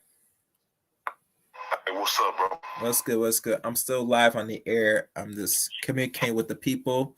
I'm not sure if you caught the broadcast, but I kind of lay out, this article about the body positivity and this thing about obesity between the women, black and white. And the article was really revealing that a lot of black women have a problem with thinness in a way where they feel the bigger they are, the more attractive. And they find that women that are thinner are broke, poor, and destitute. You get me? Oh man, that's a very interesting subject, man. I can see some validity in maybe the studies in just the terms of the sheer weight of the subject. And but I would always say also that, we typically as men, of course, want the most fittest, nicest, prettiest woman that we can find. But in our culture, the thicker women, not necessarily fat, are more in style. And a lot of these other cultures of women starting to, trying to emulate, because that's, the standard of beauty or whatever. I don't know. But I would say fitness is definitely my standard, and picking the right places, not that fupa and the booty do that you were saying. I caught the that booty. Yeah, I know. That booty. I caught that part right there. I was working on something else real quick, but yeah, I've been in and out, man. I heard what you said, but I mean, shit, man, it's up to the eye of the beholder, but the study that you was reading, I think it does have some validity to it, but I guess at the end of the day, man, it's at the eye of the beholder, right? Yeah. Because I've seen a lot of unattractive women very, very pregnant. And who are getting these unattractive women pregnant, I don't know. A story for another day. Yeah. I don't know either, bro. Not even just the fat and cute. I'm talking about totally unattractive. I'm like, yeah, great. Goddamn. Yeah. Yeah. I mean, bro, I tell you, man. And don't get me wrong, there are some fat women that might look cute in the face, but the body, oh no. You know what I'm saying? Oh no. But nonetheless, there's a few fat women that I've seen in the fitness thing though, because my brother he do fitness training and he up there at the fitness place or whatever, and I go in there, I get the free pass, so I go in there and I'll be just working out, you know what I'm saying? And I see some women, they got overweight, let's just say, and they'll be working, and bro be over there working them out too. He don't be taking it easy on, you know what I'm saying? He be working them out. I see a lot of sisters in there, trying to work on, you know what I'm saying? Some of them be just a couple, maybe 10, maybe 15 pounds over. Some of them be 30 or more. But, the fact that she walked in the door, I got to give her respect for that because, the first thing, the longest step, the longest journey, it begins with the one shortest step. You can't never start on the journey until you start going there. So, got to give her props when props is due. So, I see a lot, a lot of women, going in there, a lot of sisters trying to work out with bro, paying them good money too, and I've seen results, but I guess it's once again upon the own individual person. If they gonna really have the patience and the drive to really, not just go there for a week or two and do something and go home and eat a whole bucket of chicken. Now that ain't gonna help you. Brother, I know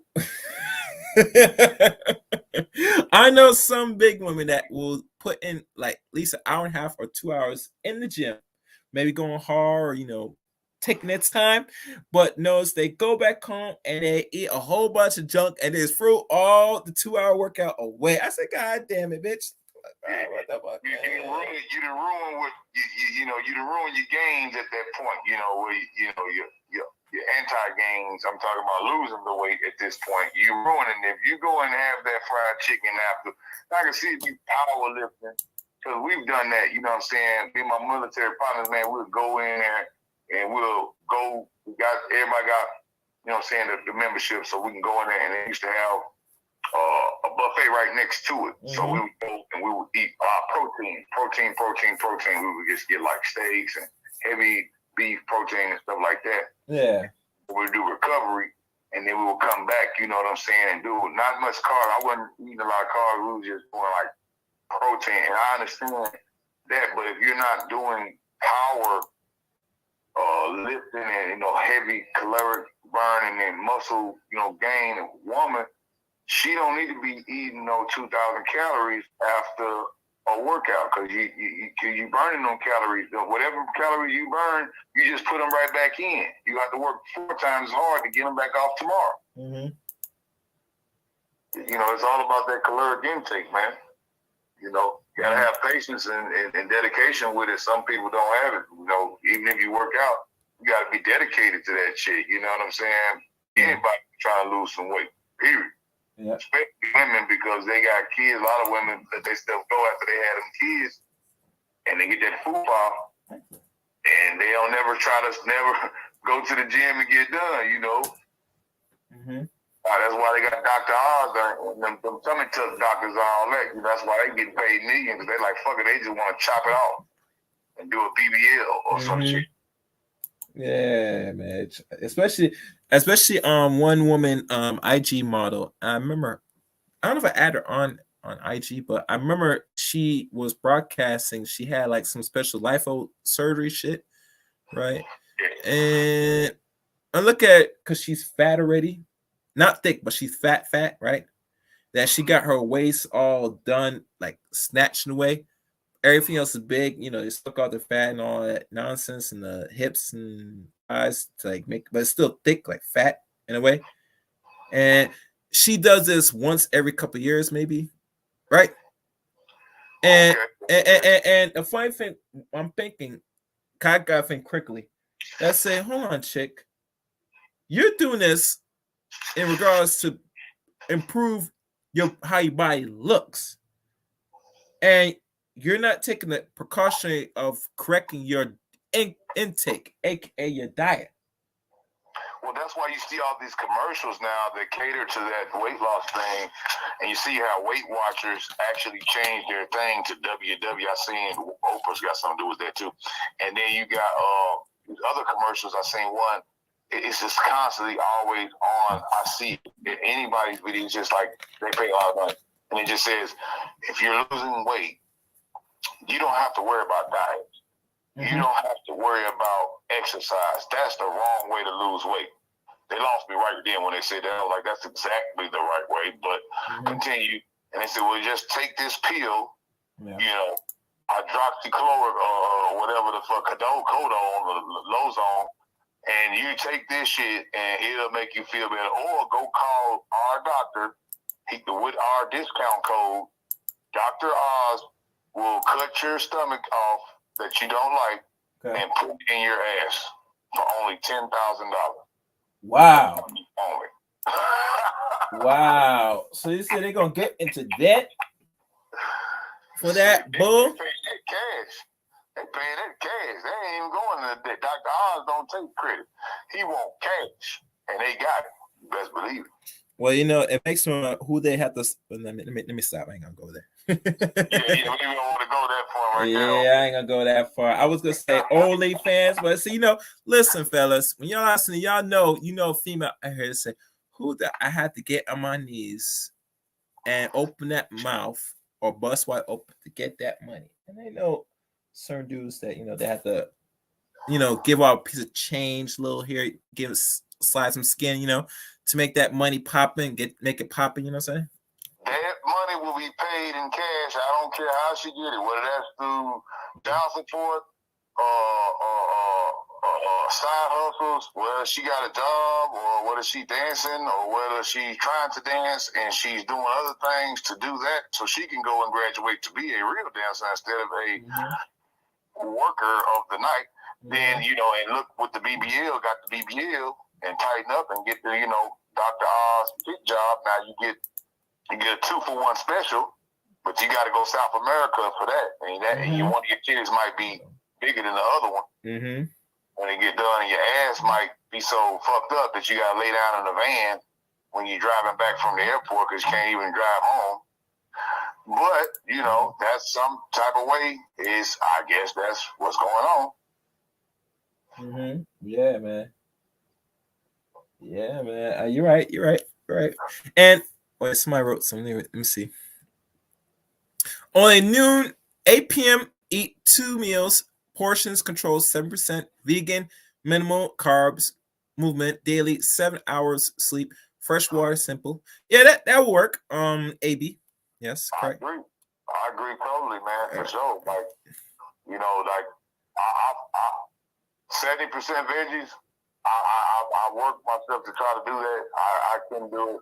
The salad diets, I sometimes do that, and just other veggies. I'm a big protein person, but like I say, it just depends on what you're doing. You moving daily, just like the man said, 7 hours, you getting your rich, fresh water, you working, you constantly doing stuff. You're gonna be able to, you just sitting on your ass and you eating that chicken, even if you go to the gym, if you burn 2,000 calories and eat 2,000 before you get home, you're not gonna lose the damn weight. That go for anybody. That's just science right there, KR. Oh, I see. Yeah. But I'm not really too fond of calorie counting. I look at, say, the portion of the meal you eat and what type of meal are you eating. Because you look at most food we eat out here in these streets or anything are dead calories, overall. Right.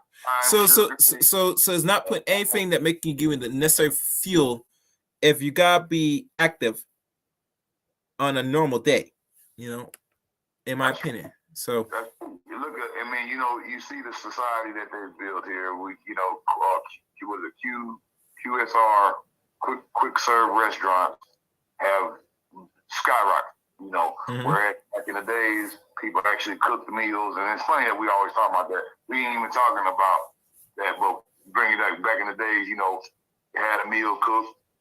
You know what I'm saying? Your woman would be mad if you brought home food from an outside plate when she making your food at home. You know what I'm saying? You supposed to eat your dinner that she made. So instead of you eating some Whataburger, I'm gonna tell you, you stop over there and get some Whataburger. You better not bring that Whataburger shit home. You got a woman that's cooking it home. She gonna be mad at you. That's when you had real women out here that will do this, but it's further less than it should be. So it should be more, and hopefully we'll get more. And that right there was good. When you ate, even though they say, oh yeah, soul food and shit like that is bad diet and all that shit, I'll tell you this. With the amount of vegan and the keto stuff they're doing now, you can make these soul food dishes without the salt, without the pork, and some of this stuff actually good. You know what I'm saying? And you can actually make some nice stuff, and that organic food will fuel you more with less of it. Notice how when you eat that good organic home cooked meal, that it takes less food to fill you up.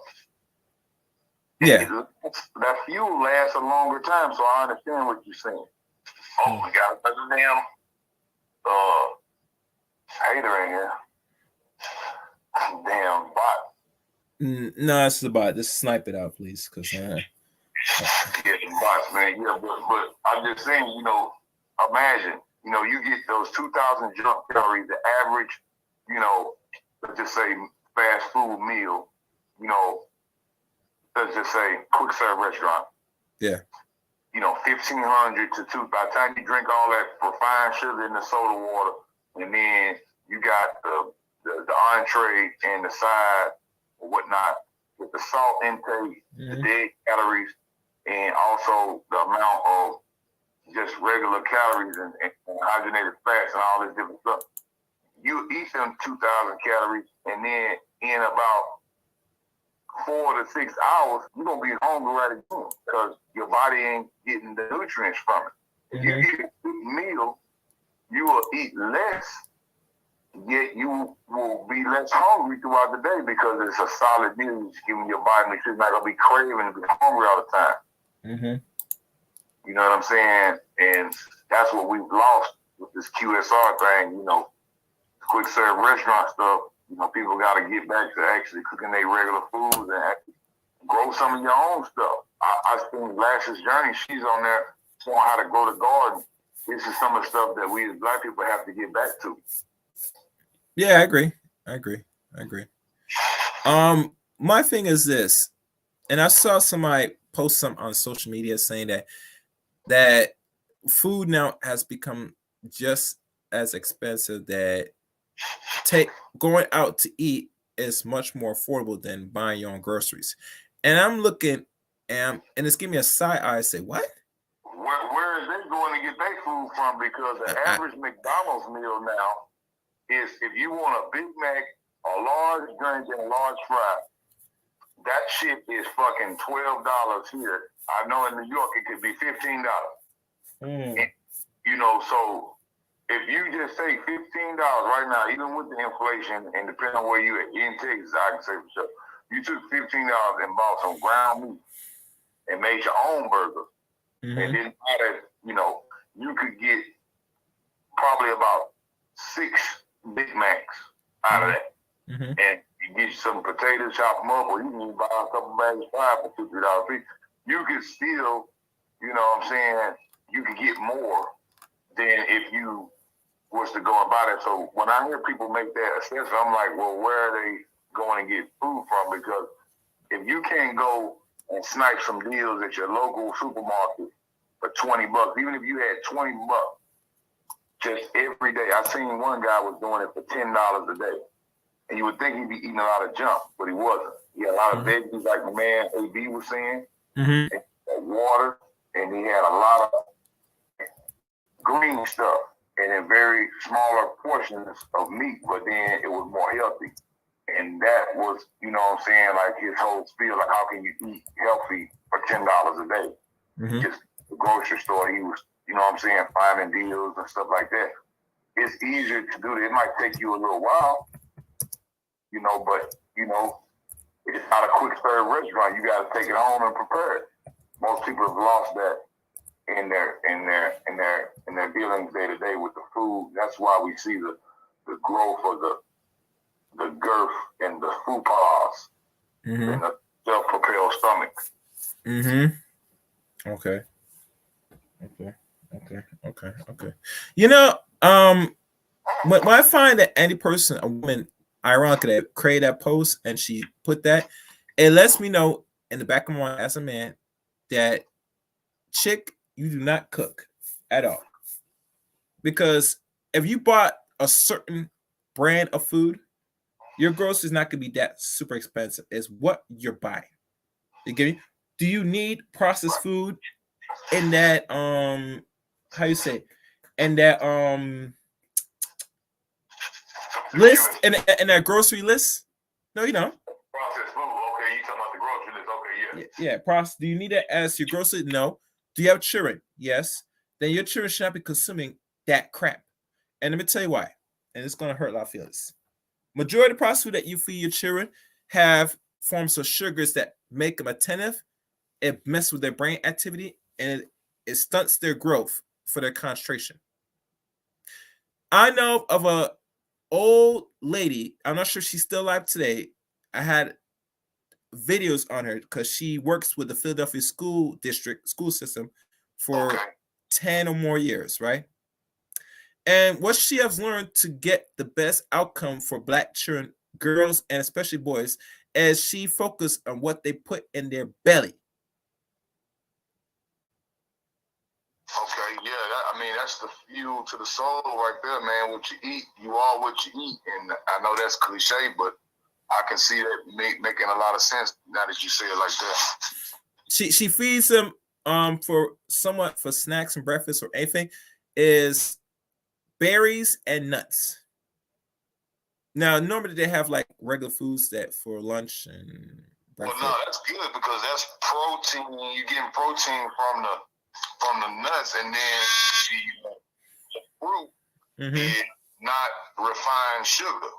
So instead of getting them full of Capri Suns and processed fruit juice, they're actually eating real fruit that's not GMO, that's not a processed sugar, so their body gonna pick it up more better, and they ain't gonna have that sugar rush like you would be if you eating them Snicker bars or some refined sugar, like a whole bunch of sodas and shit like that. Yeah, I agree. And one guy, AB writes, tuna, eggs, fish, sardines are affordable. Yes, they are. And most people, if it depends if they eat fish or assume that as a diet, that's something they could buy. But like I said, if you look at average American grocery list, it's going to be compiled of a whole lot of processed foods, very little fruits, and some meats. How we know? If you check or go to a grocery store, you can look at people, what they buy. You could count how many times they buy processed food to the amount of things that really your body could digest, which is whole foods, mostly fruits and vegetables, one of them, and meat second. You get me? Now, I know most people are going to still eat their starch and grains because they're addicted to certain starch. I get it.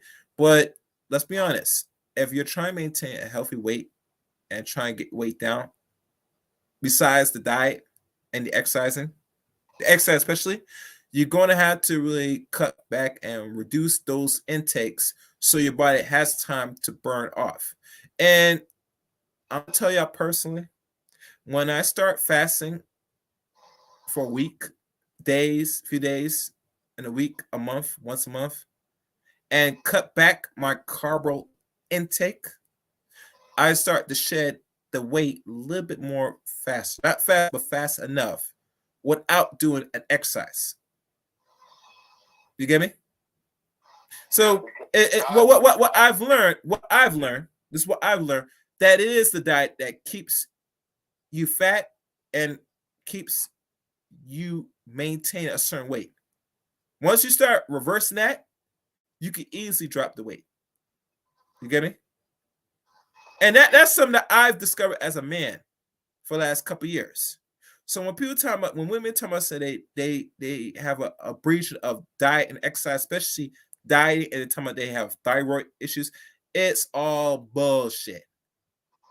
Well, see, the problem is that once back in the refined sugars and like Gloria is saying that with the insulin, and that's why we have a diabetes problem here now, because it's the processed sugars. I lost a couple of my family members and good friends to diabetes, before their time, and people that had to take the insulin and like type 1, type 2, type 3, and like a lot of them say, when they talk to me, before they died, they would say, man, I got messed up because either they were heavy drinkers, real like heavy drinkers, or they just didn't drink a lot of water. And go back to what my man was saying earlier about just the water too, because if you get so used to drinking, it's like an addiction. That's what the man was saying. It's like an addiction. That processed sugar is an addiction, and you have to have. I've seen people who will swear away water, not tap water, which could be bad depending on your jurisdiction. I always say filter all water that's coming out of tap or otherwise. Yeah. But if you're getting fresh water, filtered, you know what I'm saying, and then with added minerals like it's supposed to, because your water's supposed to be mineralized, as well, right? If you just do that, it's like 50% chance that you won't develop that just because your body is not confident. If you drink a soda where it's hot, let's say outside in the daytime, you drink a can of Coca-Cola, Now, it may be cold and refreshing. Let's say it's 90 degrees at summertime in the daytime. And you go and do work. In about 10 minutes, you're going to get right back thirsty. Yeah, I know. Because the sodium, it dries your water inside your cells in your system. Yeah. Right. So although that sugary fizziness is good when you're drinking this cold, you think it's quenching your thirst. It'll quench for a second or two. Once you start working, you're going to crave for water. Your body not going to want no more soda because it's going to constantly make it more dried out, like you were saying, the cells. Mm-hmm. You know, so even though you want another Coca-Cola, your body is saying, no, water. But over time, if you just keep on, imagine this, you didn't have it automatically before, you just keep on drinking the Coca-Cola. Mm-hmm. Well, your chance of getting certain type of diabetes over time, doing that type of damage to your system without no regular water, damage because it's not being lubricated properly. You got to lubricate the chick. You're 70% water. You need water, not processed sugar. Yeah, I agree. But my thing is this. There are certain water brands, and people not familiar, Dasani, they put salt as one of the ingredients in their water. And people never really read back of it. A friend showed me this a few years back. And when I looked at it and read the instructions, I said, my God, why would they put salt? And he told me the reason why they put salt is so you keep buying the Dasani. And it makes sense because it's going to make you dehydrate. You're going to have to drink more water. And the water you drink is not fulfilling you. You know what I'm saying?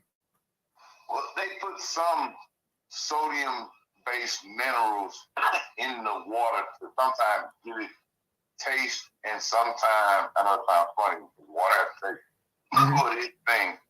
And then sometimes they put trace minerals and mineral water and stuff like that on purpose, like ATICLE. Like, let's say you had a long night. You drunk too much, you got dehydrated. You know, the alcohol turns to its own sugar. So, you know, you get dehydrated, wake up in the morning, you have a hangover. Yeah. So, you know, you drink the mineral water, you get your top Chico, and that mineral water replaces the minerals. So sometimes with water, you can get the water that's got the minerals in it. Okay. It may be in a distilled form, and it may be sodium based. You know what I'm saying? So it'll look on the back of itself. But they'll put it in there specifically for taste, or they'll put minerals in there to get the pH water. That's the alkaline water. They put other stuff in there too to make it pH, so it's not acid, it's alkaline. And they put minerals in there so that it be alkaline. And that actually, that alkaline water barrier actually helps against cancers, like anti-cancers. Okay. So I learned about that from one of my vegan chicks. She's like really into that vegan stuff, and she explained it to me. Like cancer couldn't grow in the alkaline environment, and then the more alkaline water you drink, it's helping your body, and it has the minerals in it. So that's one of the reasons you might see certain minerals in certain waters. Now, for Dasani, I'm not sure on that, but yeah, you know, that's why sometimes you'll see minerals in certain waters. I see. Well, my thing with cancer is always the deprivation of oxygen in the body anyway.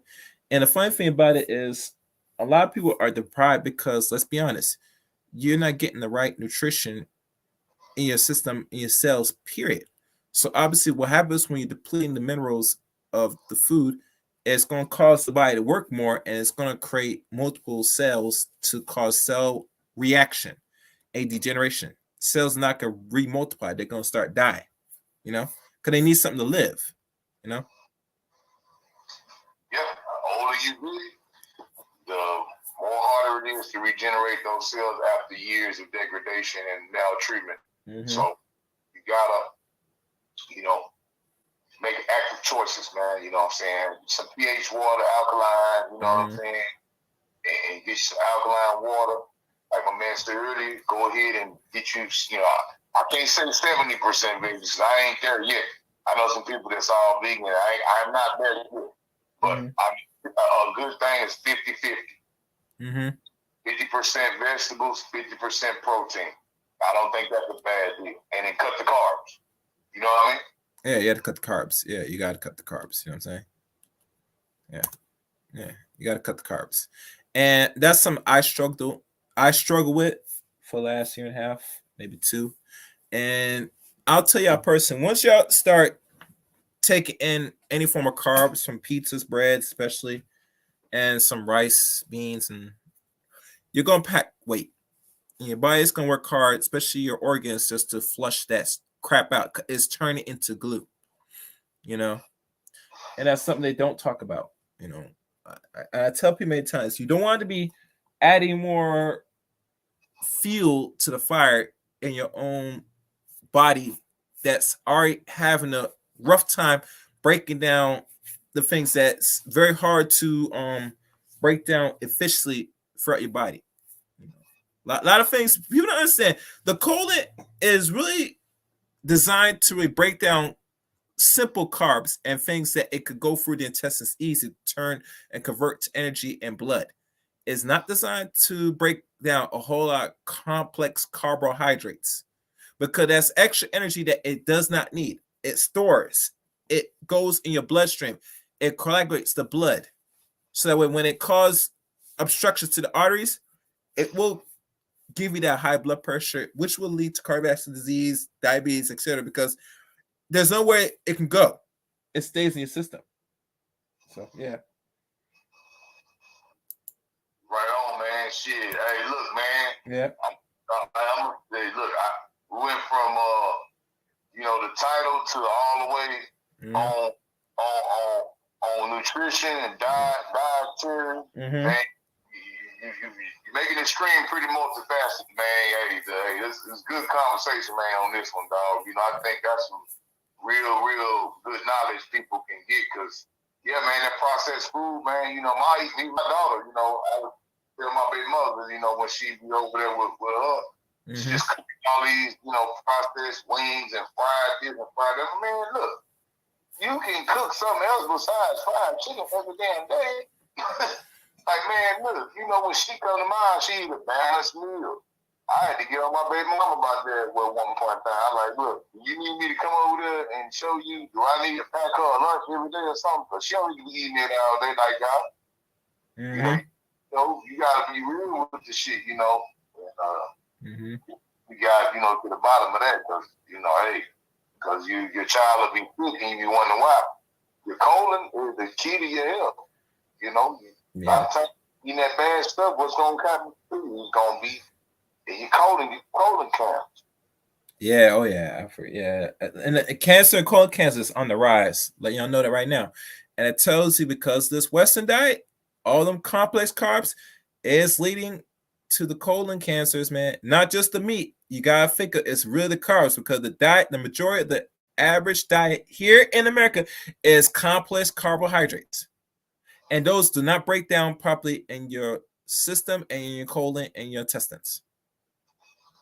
Man, look, man, I'm gonna start calling you Dietitian Rain. Yeah. Hey, look, hey. Yeah. What's next on the channel, man? God damn, man, you hitting a lot of buttons on this one, dog. Yeah. What's next for the channel, dog? I have no idea, man. I try. You know, I try. Anyway, that's all I'm gonna lay out. I mean, I just lay out more than what y'all can handle, you know.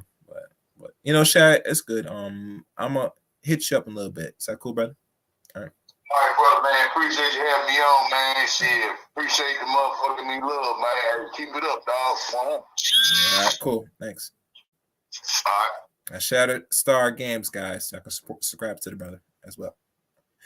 All right. That one. But yeah, I mean, the thing with the meat, let me check the channel. The poor quality of meat, yes, that's another issue as well, AB. You can get meat that's not been too chemicalized, meaning added growth hormones if you can find it. But to be fair, honest, people, if you're not growing your own meat, you don't know what they put in this meat. But let me go and see what else people said in chat room. We got Gloria Miller. How you doing, Miss Gloria? Miss Miller. We get fat and we stay fat because sugar addictions. Cut out the sugar, you have withdrawal symptoms for 10 days. Sugar disrupts insulin levels, which is why sugary foods don't satisfy your hunger. Correct. And we have Queen of Virtue in the building. Oh, we got another bot. If you so kindly, Queen, if you're still there, can you give that bot a good sniper? If you can, sweetie. Thank you. Yeah, get grass fed, prime, private ranchers. Yeah, that'd be good. Yeah, I think that's pretty much it. And I guess no one has really want to come up onto the panel. I mean, I'm enjoying the conversation. I could see it. I notice it. You know, I've put out a lot of information out here. One thing I will have to do, and let me see if I can knock this out the way now. Y'all might see it now because I'm going to refresh this. Let me go to video. I'm going to put the link now to the article.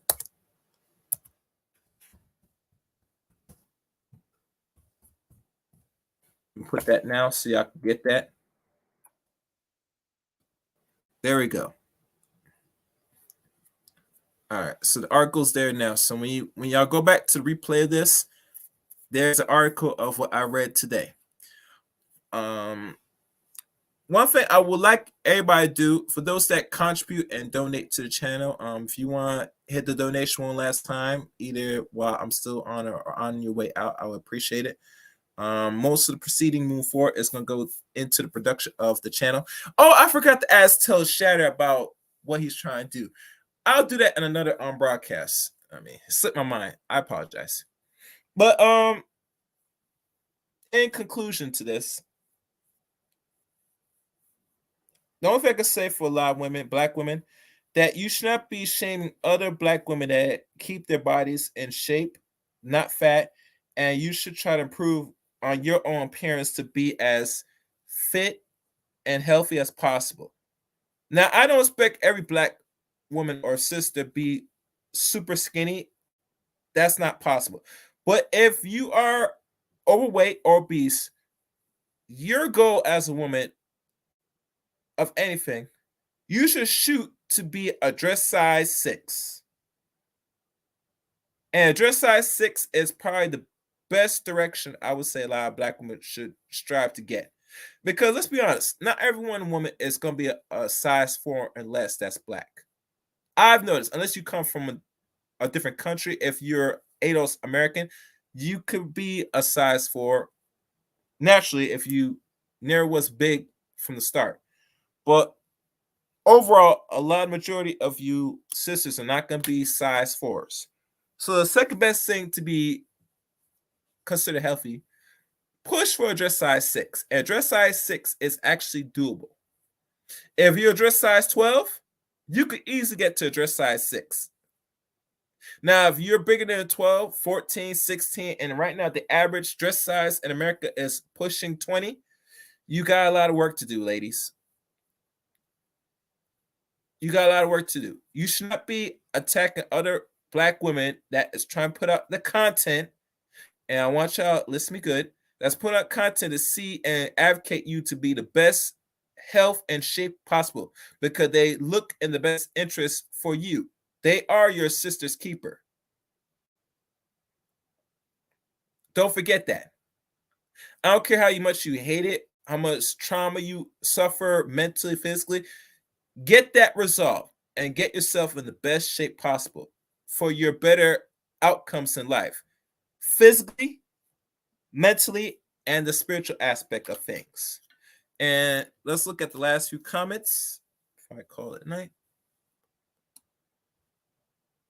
I did say about men and belly fat early into the stream. And normally with men that has real, like serious belly fat, well, all thing you could do as a man is if you're an alcohol consumer, you might have to cut that out of your diet and take in more water and fasting while doing basic exercise. Within, I would say, if you do it consistently, like once every day or once every 3-4 days, that belly fat should start to go down. I'd rather most men, if they got belly fat, they need to start doing a little detox to start clean up their colon, because the culprit of burning anything is your colon. Now, this is just a suggestion now for men that got belly fat. You need a colon cleanse because something is obstructing your colon that's keeping the carbohydrates in your system that sticks into the walls of your lymphatic system. So you need a detox to start to get your body acclimated so you can start your journey of, burning it off. I think the testosterone has something to do with it as well. But let's be honest, majority of foods most of us eat out here are doing the inverse between testosterone and what they call estrogen. So you always want to be careful of your man that if your testosterone's low, there's ways to boost it. I don't know what ways to boost it. I know Coach Ali said that taking a cold shower a day will boost your testosterone, but a lot of Negroes not gonna take cold showers. Hell, I don't like taking cold showers, and it's cold as hell up here.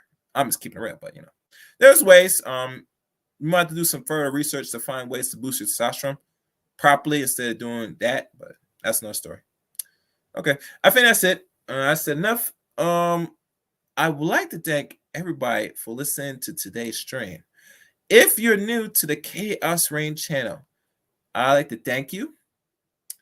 Also, let me do this.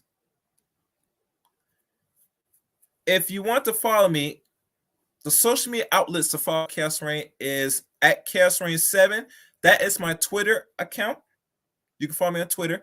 And you can add me as a friend on Facebook, Eric Reign on Facebook. I'm not sure if Queen of Virtue is still there. If you're there, if you could post it in the chat room for those who know where to follow me on the Facebook. And please subscribe to my Discord server. It's available now. You can add me on Discord. We could chop it on Discord for show ideals. And if you want to discuss, I'm available on Discord or on Facebook. Either social media you pick, I'm there. And I think that's pretty much it. So I have nothing else to say. Thank you again for listening to today's stream. Be look out for the next stream, or the lookout for next stream. But like always, you know where to find me.